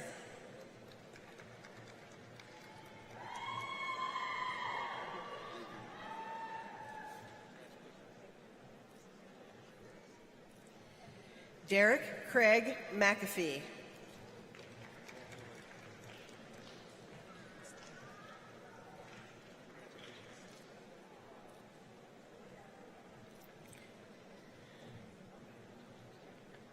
Nathaniel Webb Smith.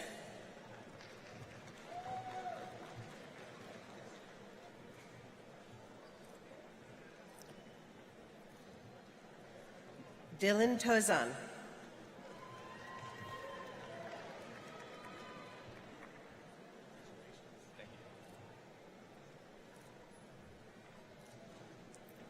Aisha A. Yusuf.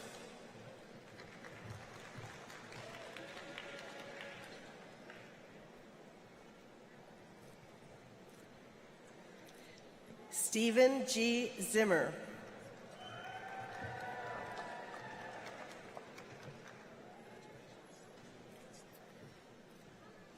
Mr. President, I present new doctors of philosophy whose field of study is education.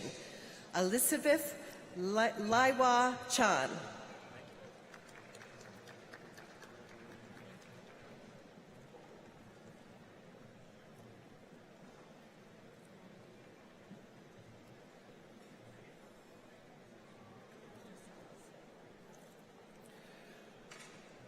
Laura L. Dahlman.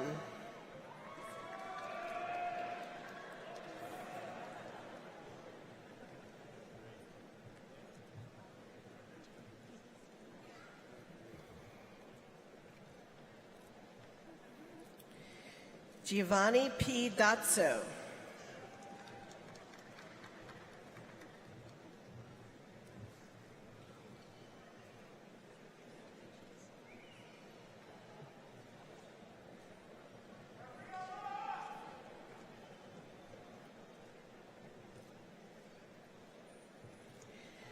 John F. Doris.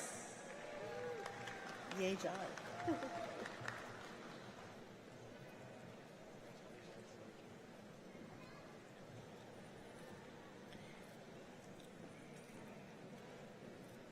Hiba El-Sherbini.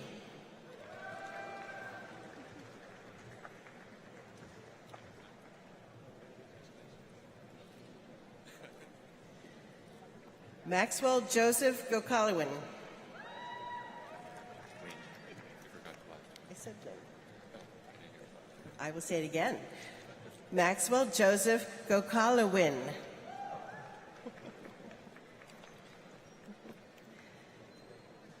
Nasim Kawaja.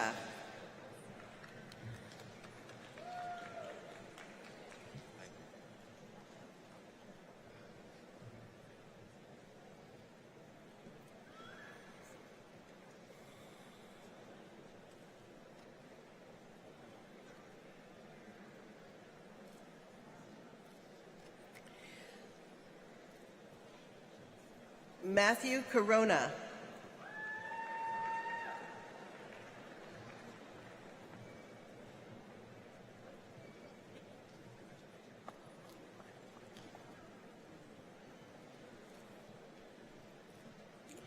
Jennifer L. LeBron.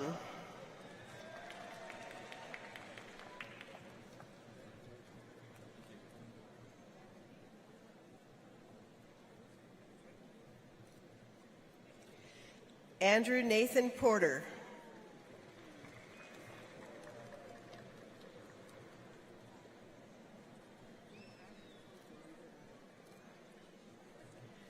Stephanie Staley.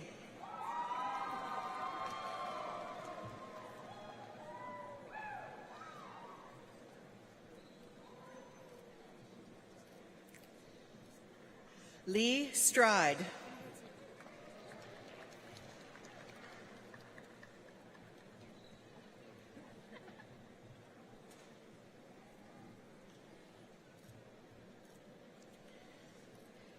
Kelly Elizabeth Webb.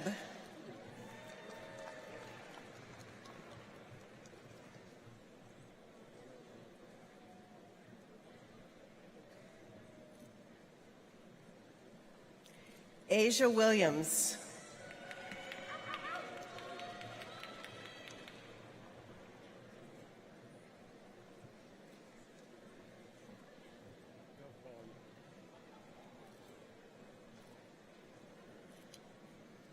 Sehun Yoon.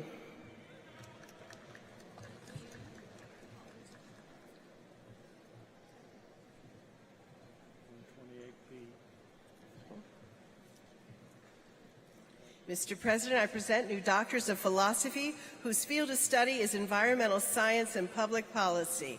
Natalie Hall.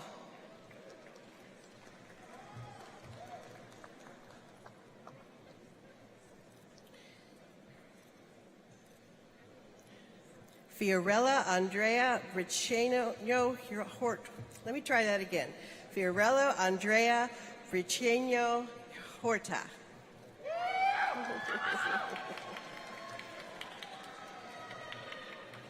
Stephanie Schmidt.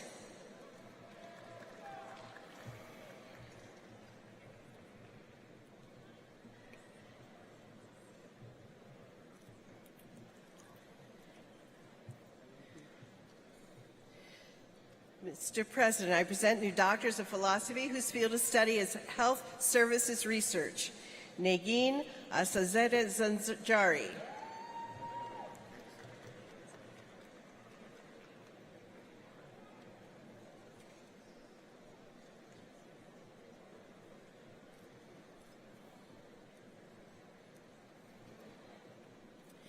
Christian Betancourt.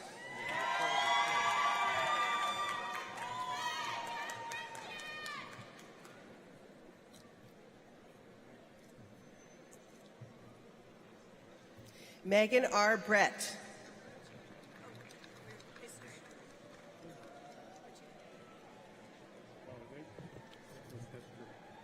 I just felt there.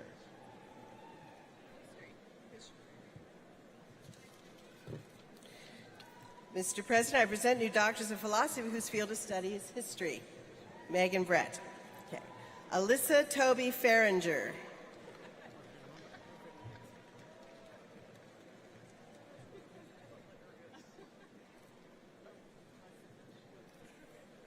Mr. President, I present new doctors of philosophy whose field of study is information technology. Omoche Cheche Agata.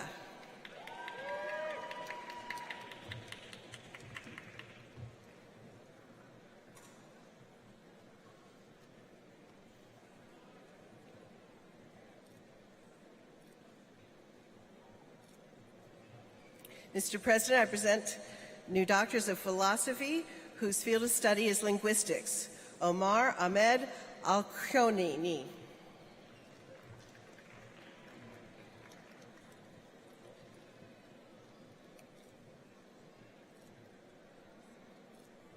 Sarah Alamri.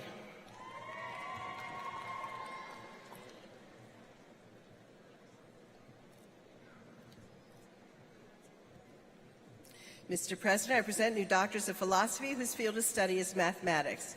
Deanna Colonna Easley.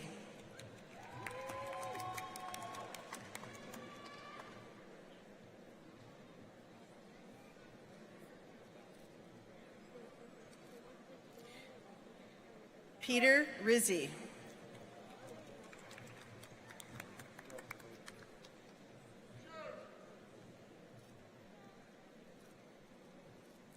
Siegel Thomas.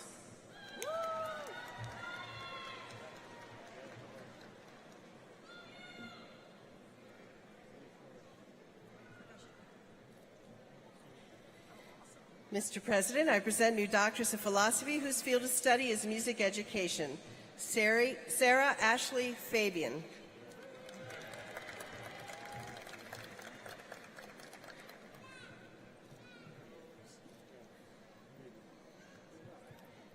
Mr. President, I present new doctor of philosophy whose field of study is neuroscience. Rachel Keith.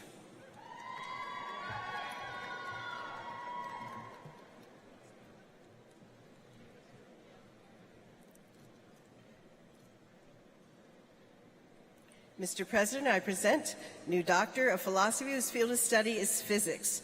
Ryan William Fifley.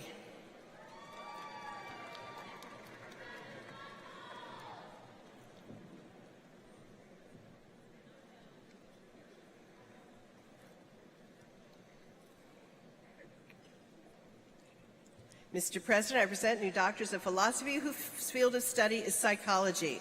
Jose Antonio Calvo IV.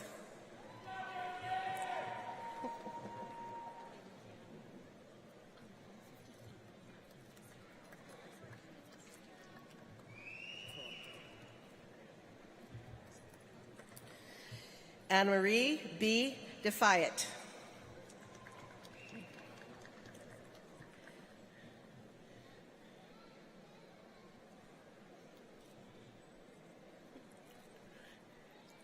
Claire Niehaus.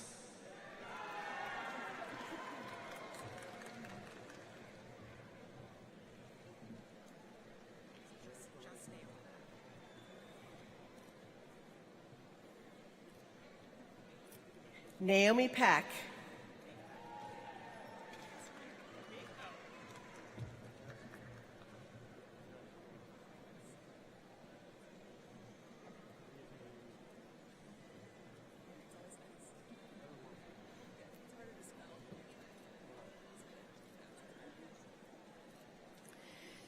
Shannon W. Schrader.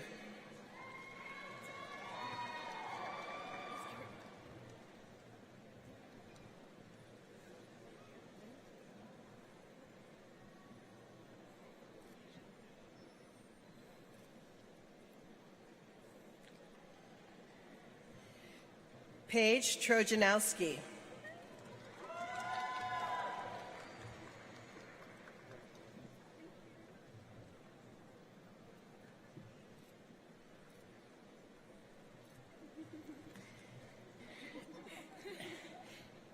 Emma D. Whitmire.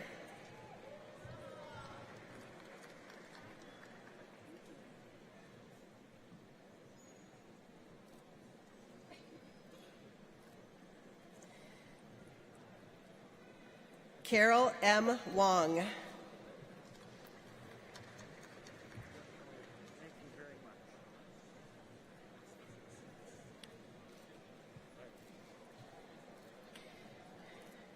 Mr. President, I present new doctors of philosophy whose field of study is public policy. John E. Gudgel.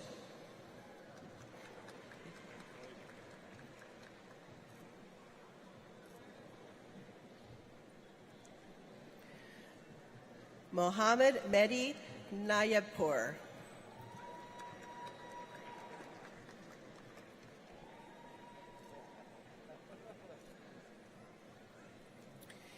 Mr. President, I present new doctors of philosophy whose field of study is rehabilitation science. Emily Kessel.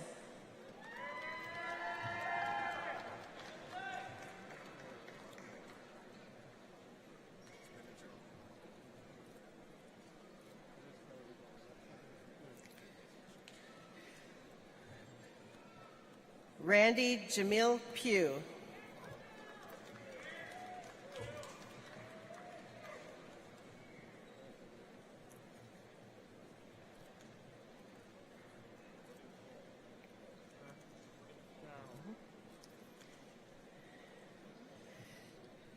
Mr. President, I present new Doctor of Philosophy whose field of study is statistical science. Chao Tan.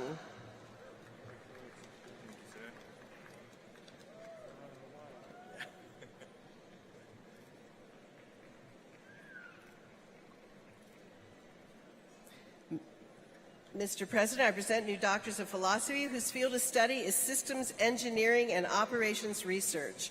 James Lee.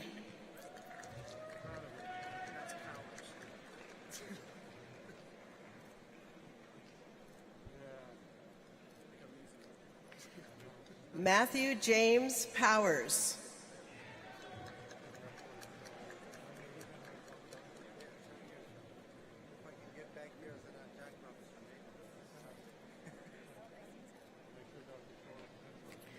Ali Sayyid Mazloom.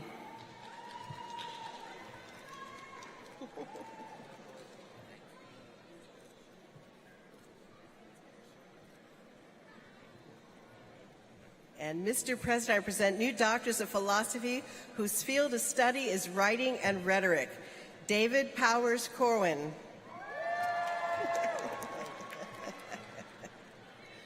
Go David. Veronica Garrison Joyner.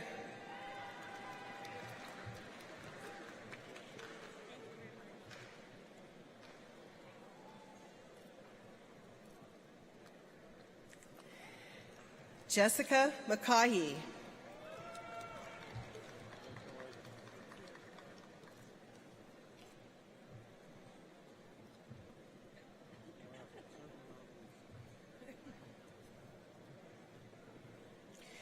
And Lacey Wooten.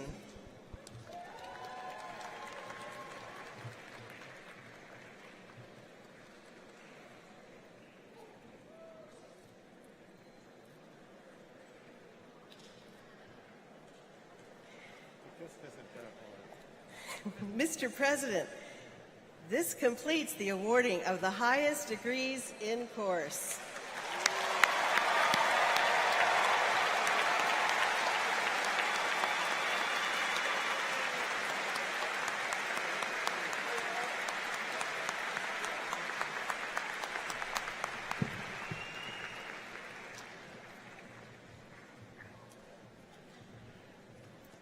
Congratulations to all our new doctors.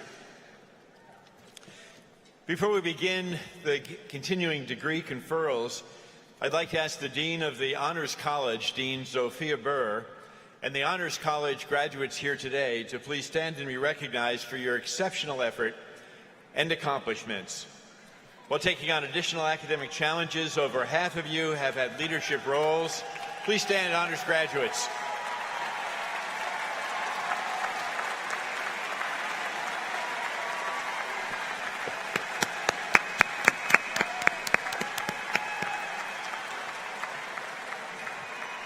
As we recognize the graduates from our Honors College, over half of you have had leadership roles in registered student organizations, 2/3 of you have participated in community service, and 3/4 of you have completed internships. Congratulations.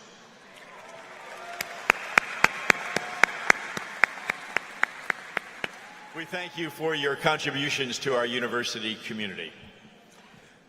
The deans of the university now will present the candidates for bachelor's and master's degrees, and the president, by the authority vested in him by the Board of Visitors of George Mason University, will, by a traditional formula, confer degrees.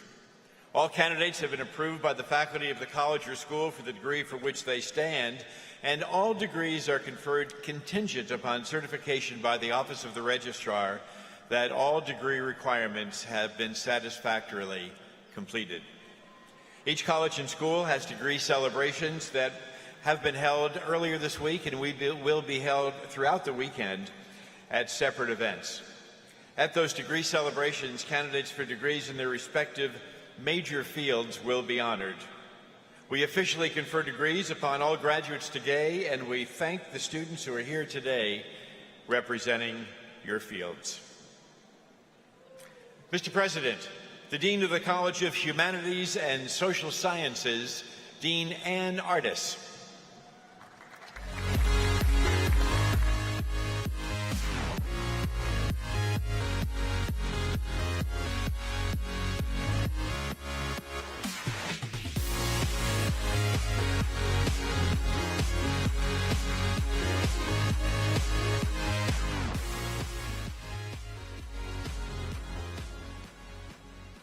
Mr. President, I call now candidates for bachelor's degrees in the College of Humanities and Social Sciences. As your major program is called, please rise and remain standing. Majors in anthropology, in art history, in communication.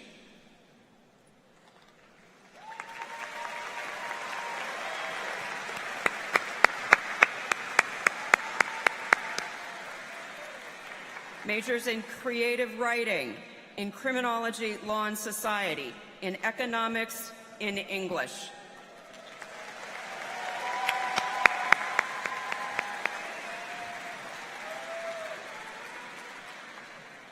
Majors in environmental and sustainability studies, in foreign languages, in global affairs, in history.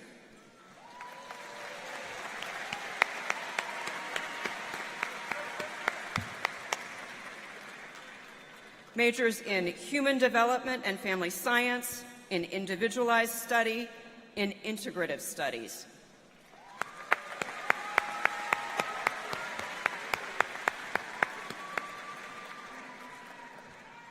Majors in philosophy, in psychology,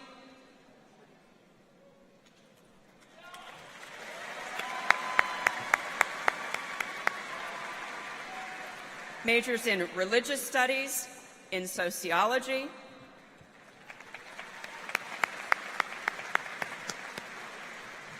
Mr. President, as Dean of the College of Humanities and Social Sciences, I have the honor to present candidates for degrees in course for which they stand.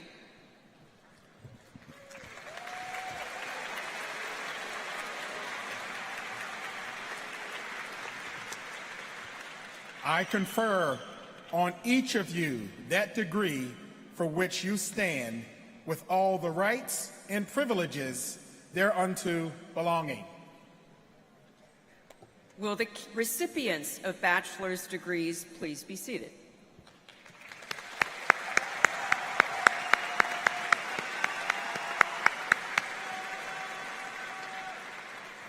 I call now candidates for master's degrees in the College of Humanities and Social Sciences. As your major program of study is called, please rise and remain standing. Programs in anthropology, in applied and industrial organizational psychology, in art history, in communication, in creative writing, in criminal justice, in criminology, law, and society.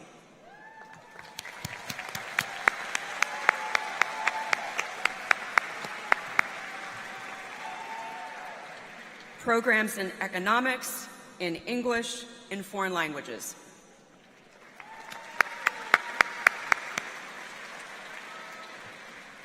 Programs in global affairs, in higher education and student development, in history.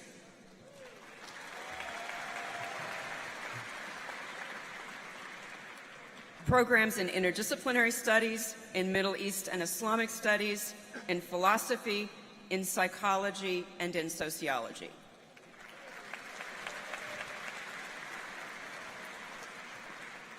Mr. President, as Dean of the College of Humanities and Social Sciences, I have the honor to present candidates for degrees in course for which they stand.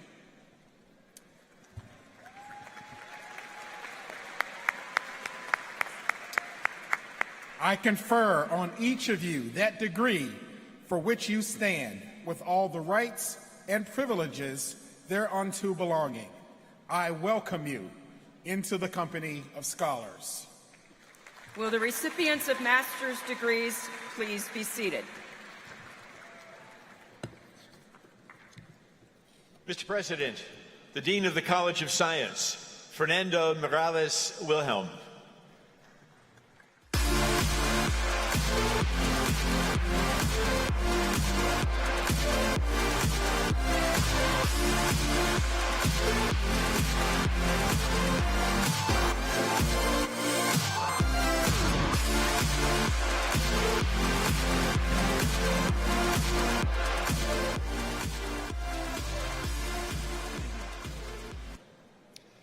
Mr. President, I call now the candidates for bachelor's degrees in the College of Science. As your major program is called out, please rise and remain standing. Majors in astronomy, in atmospheric sciences, in biology, in chemistry,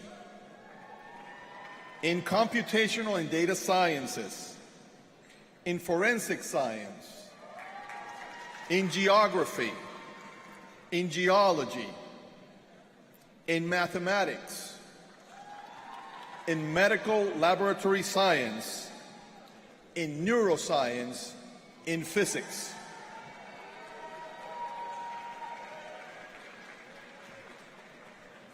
Mr. President, as Dean of the College of Science, I have the honor to present candidates for degrees in course for which they stand. I confer on each of you that degree for which you stand with all the rights and privileges thereunto belonging.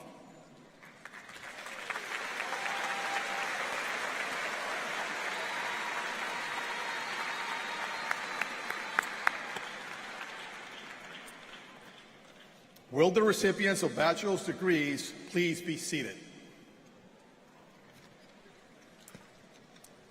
I call now candidates for master's degrees in the College of Science. As your major program is called, please rise and remain standing. Programs in applied and engineering physics, in bioinformatics and computational biology, in biology, in chemistry, in climate science, in computational science, programs in earth system science, in environmental science and policy, in forensic science, in geographic and cartographic sciences, in geoinformatics and geospatial sciences, in mathematics. Mr. President, as Dean of the College of Science, I have the honor to present candidates for degrees and course for which they stand.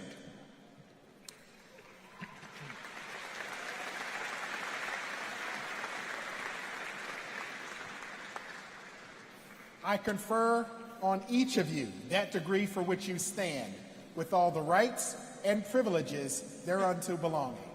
I welcome you into the company of scholars.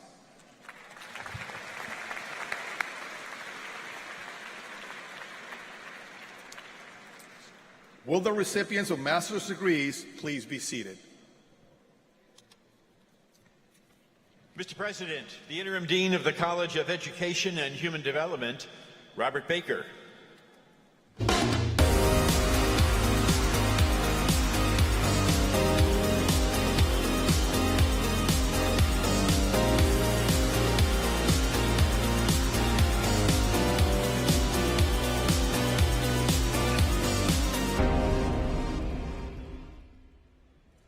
Mr. President.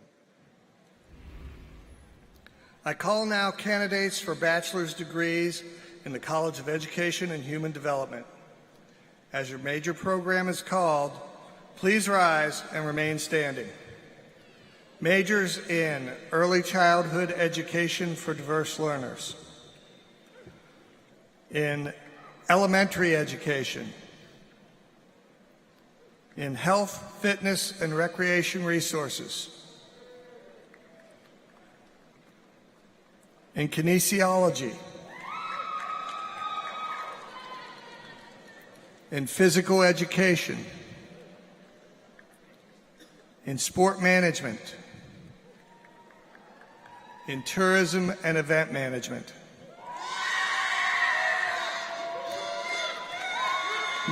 Mr. President, I have the honor to present candidates for degrees in course for which they stand. I confer on each of you that degree for which you stand, with all the rights and privileges thereunto belonging.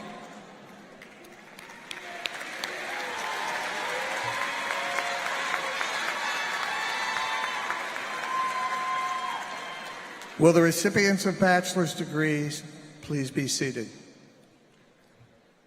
I now call for candidates for master's degrees in the College of Education and Human Development. As your major program is called, please rise and remain standing. Programs in athletic training, in counseling and development, in curriculum and instruction,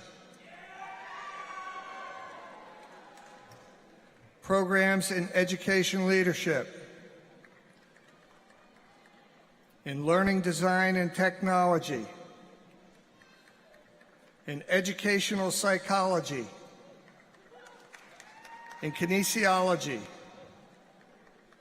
in special education, and in sport and recreation studies. Mr. President, I have the honor to present candidates for degrees in course for which they stand.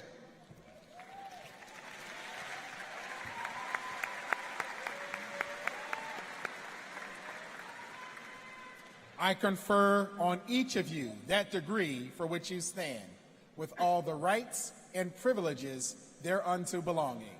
I welcome you into the company of scholars.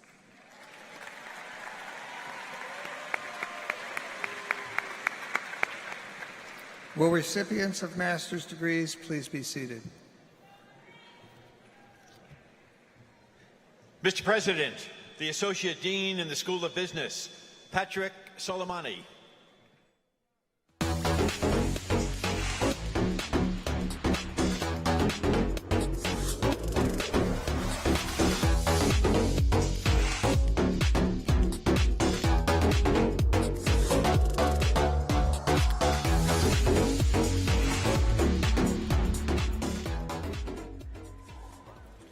Mr. President, I call now candidates for bachelor's degrees in the School of Business. As your major field is called, please rise and remain standing. Majors in accounting, in business, finance, in information systems and operations management, majors in management and in marketing,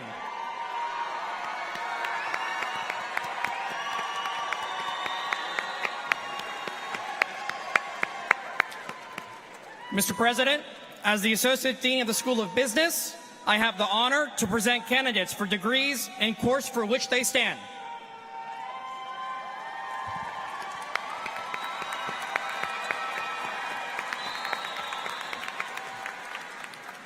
I confer on each of you that degree for which you stand, with all the rights and privileges thereunto belonging.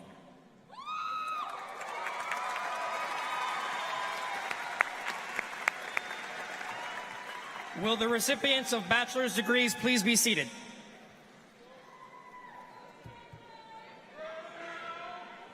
I call now candidates for master's degrees in the School of Business. As your major program is called, please rise and remain standing. Programs in accounting, in business administration, in finance, in management, in real estate development, and in technology management. Mr. President, as the Associate Dean of the School of Business, I have the honor to present candidates for degrees in course for which they stand.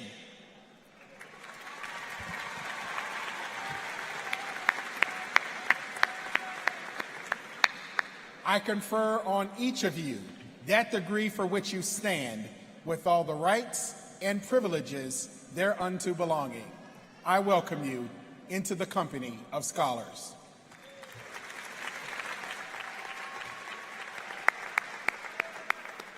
Will the recipients of master's degrees please be seated? Mr. President, the Dean of the College of Health and Human Services, Dean Jermaine Lewis.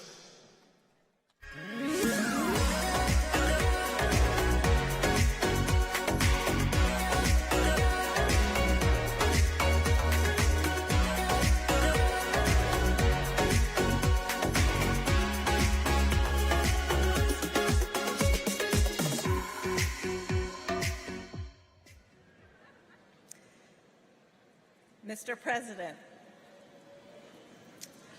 I call now candidates for bachelor's degree in the outstanding College of Health and Human Services.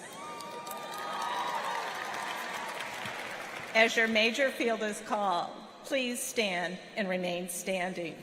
Majors in community health,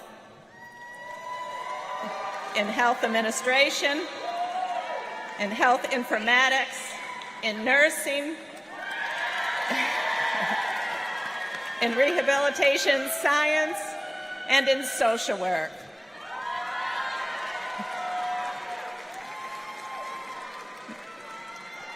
Mr. President, as Dean of the outstanding College of Health and Human Services, I have the honor to present candidates for degrees in course for which they stand.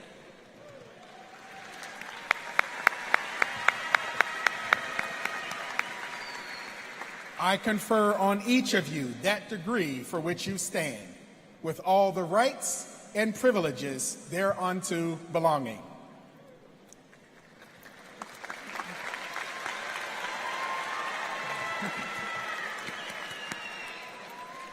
Will recipients of the bachelor's degree please be seated? I call now candidates for a master's degree in the College of Health and Human Services. As your major program is called, please rise and remain standing. Programs in health administration, in health informatics, in health systems management, in nursing, in nutrition, in public health, and social work.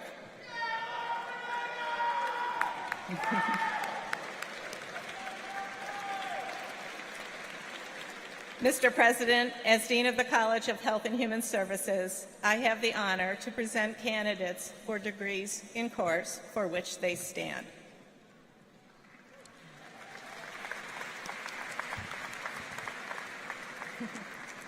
I confer on each of you that degree for which you stand, with all the rights and privileges thereunto belonging. I welcome you into the company of scholars.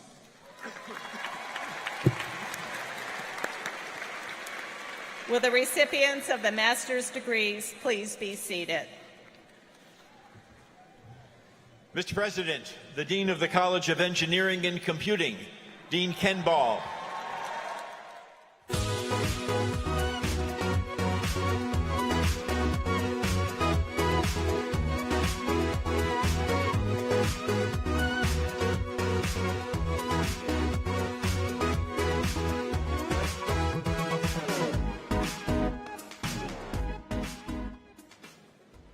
Mr. President, I call now candidates for bachelor's degrees in the College of Engineering and Computing. As your major field is called, please rise and remain standing. Majors in Applied Computer Science, in Applied Information Technology, in Applied Science, in Bioengineering, in Civil and Infrastructure Engineering, in Computer Engineering, in Computer Science, in Cybersecurity Engineering, in Electrical Engineering, in Information Technology, in Mechanical Engineering, in Statistics, and in Systems Engineering. Mr. President, as Dean of the College of Engineering and Computing, I have the honor to present candidates for degrees in course for which they stand.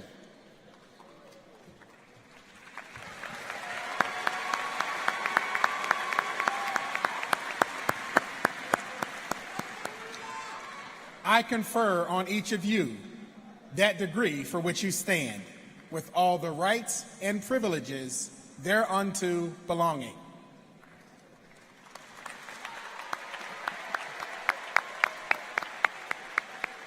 Will the recipients of bachelor degrees please be seated? I call now candidates for master's degrees in the College of Engineering and Computing. As your major program is called, please rise and remain standing. Programs in Applied Information Technology, in Bioengineering, in Biostatistics, in Civil and Infrastructure Engineering, in Computer Engineering, in Computer Forensics, programs in Computer Science, in Cybersecurity Engineering, in Data Analytics Engineering, in Digital Forensics, in Electrical Engineering, programs in Information Security and Assurance, in Information Systems, in Operations Research, in Software Engineering, in Statistical Science, in Systems Engineering, and in Telecommunications.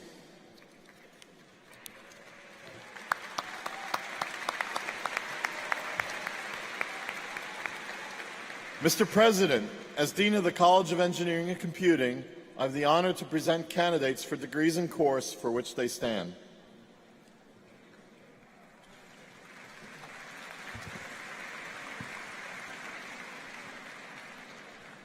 I confer on each of you the degree for which you stand, with all the rights and privileges thereunto belonging. I welcome you into the company of scholars.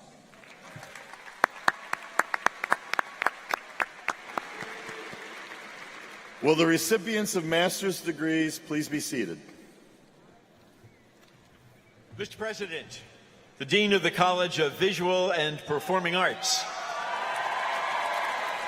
Dean Rick Davis.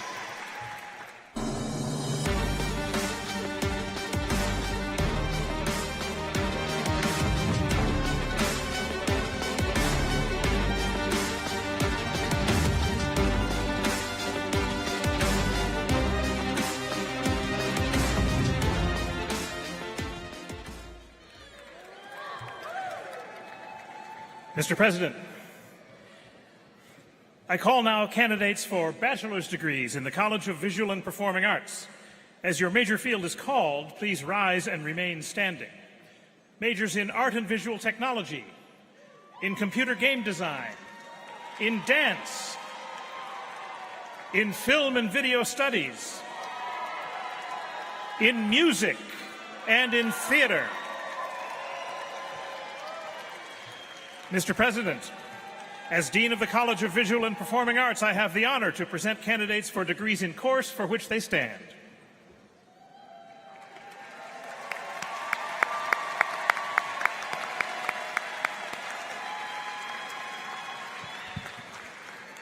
I confer on each of you that degree for which you stand, with all the rights and privileges thereunto belonging.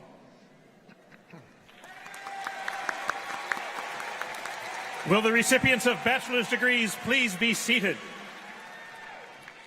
I call now candidates for master's degrees in the College of Visual and Performing Arts. As your major program is called, please rise and remain standing.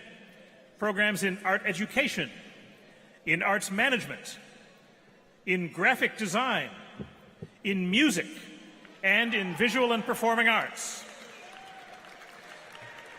Mr. President, as Dean of the College of Visual and Performing Arts, I have the honor to present candidates for degrees in course for which they stand.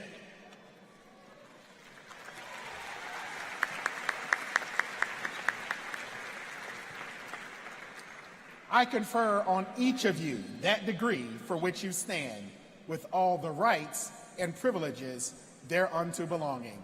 I welcome you into the company of scholars. Will the recipients of master's degrees please be seated? Mr. President, the Dean of the Jimmy and Rosalind Carter School for Peace and Conflict Resolution, Alpazlan Ozurdam.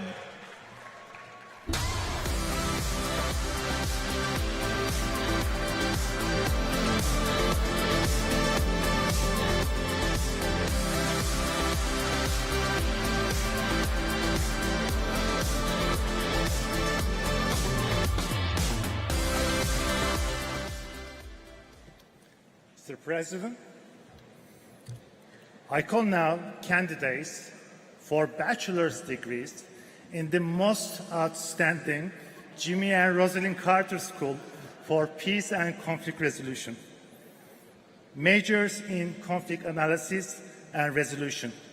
Please stand.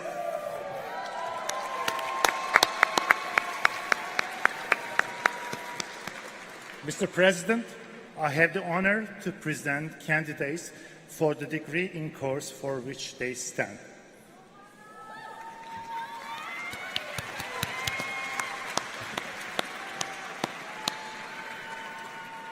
I confer on each of you that degree for which you stand, with all the rights and privileges thereunto belonging.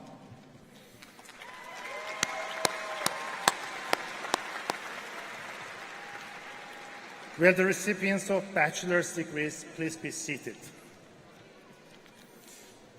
Mr. President, I call now candidates for master's degrees in the Jimmy and Rosalind Carter School for Conflict Analysis and Peace and Conflict Resolution.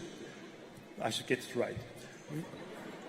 Will the candidates for master's degrees in conflict analysis and resolution please rise and remain standing?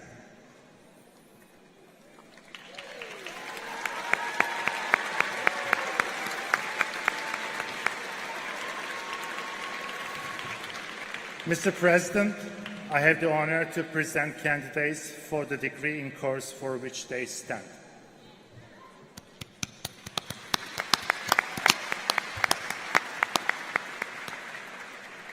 I confer on each of you that degree for which you stand, with all the rights and privileges thereunto belonging.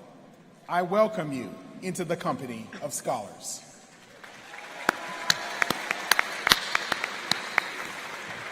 Will recipients of master's degrees please be seated? Mr. President, the Associate Dean of the Schar School of Policy and Government, Ming Wan.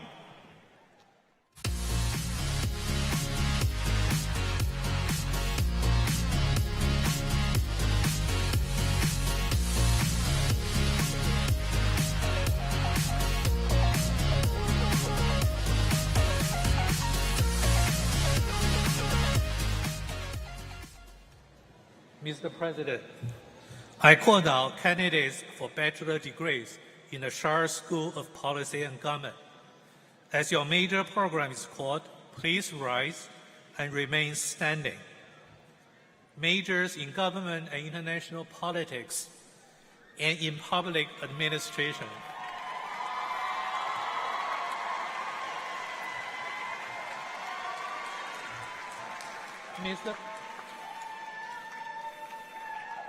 Mr. President, as the Associate Dean of the Schar School for Policy and Government, I have the honor to present candidates for degrees in course for which they stand.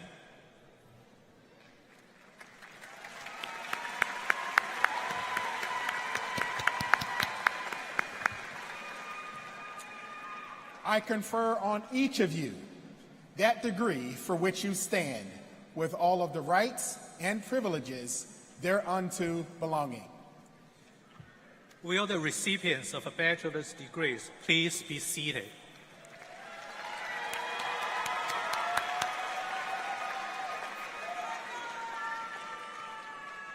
Mr. President, I call now candidates for master's degrees in the Schar School of Policy and Government. As your major program is called, please rise and remain standing. Program in biodefense, in international commerce and policy, in international security, program in organization development and knowledge management, in political science, in public administration, in public policy, and in transportation policy, operations, and logistics. Mr. President, as the Associate Dean of the Schar School for Policy and Government, I have the honor to present candidates for degrees in course for which they stand.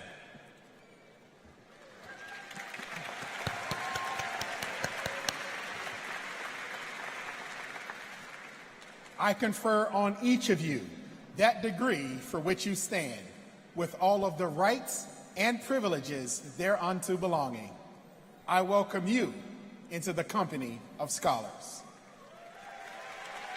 Will the recipients of master's degrees please be seated?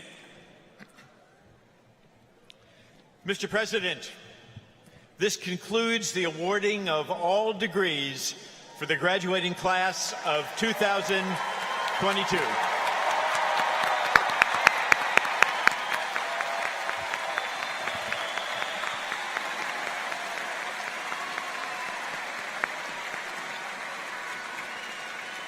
Congratulations to all.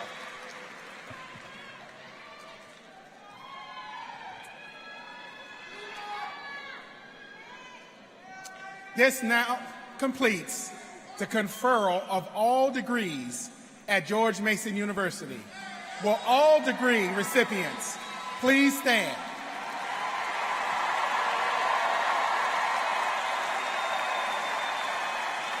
You may now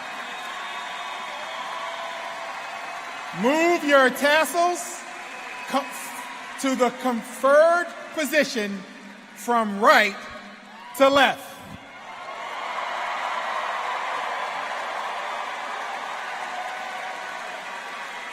Congratulations to you all.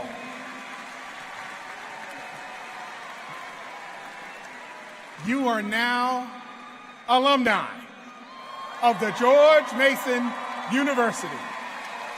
Please join me in the singing of your and our alma mater.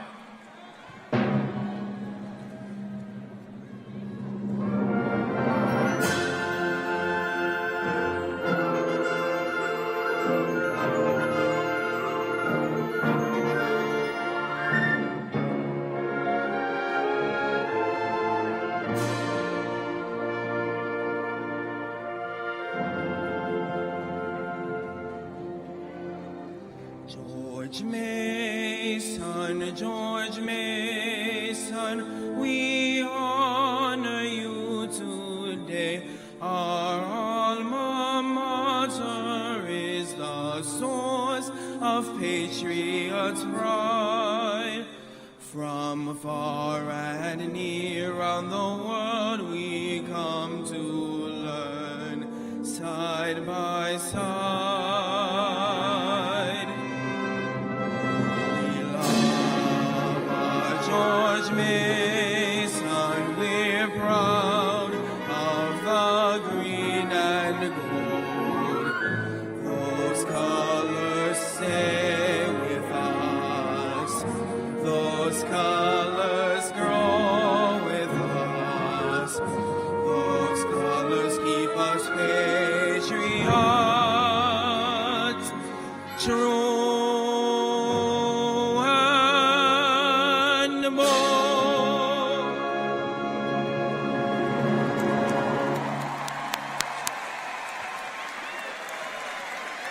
Thank you, Case.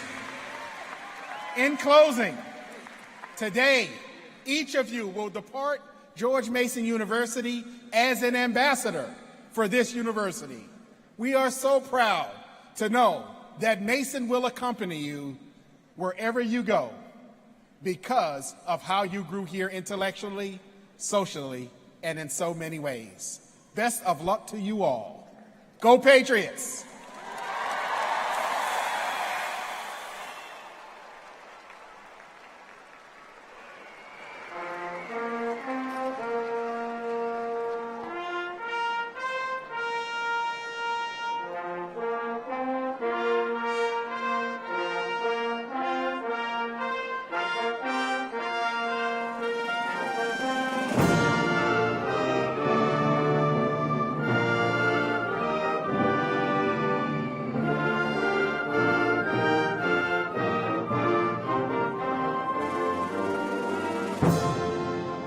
I'm just going to process.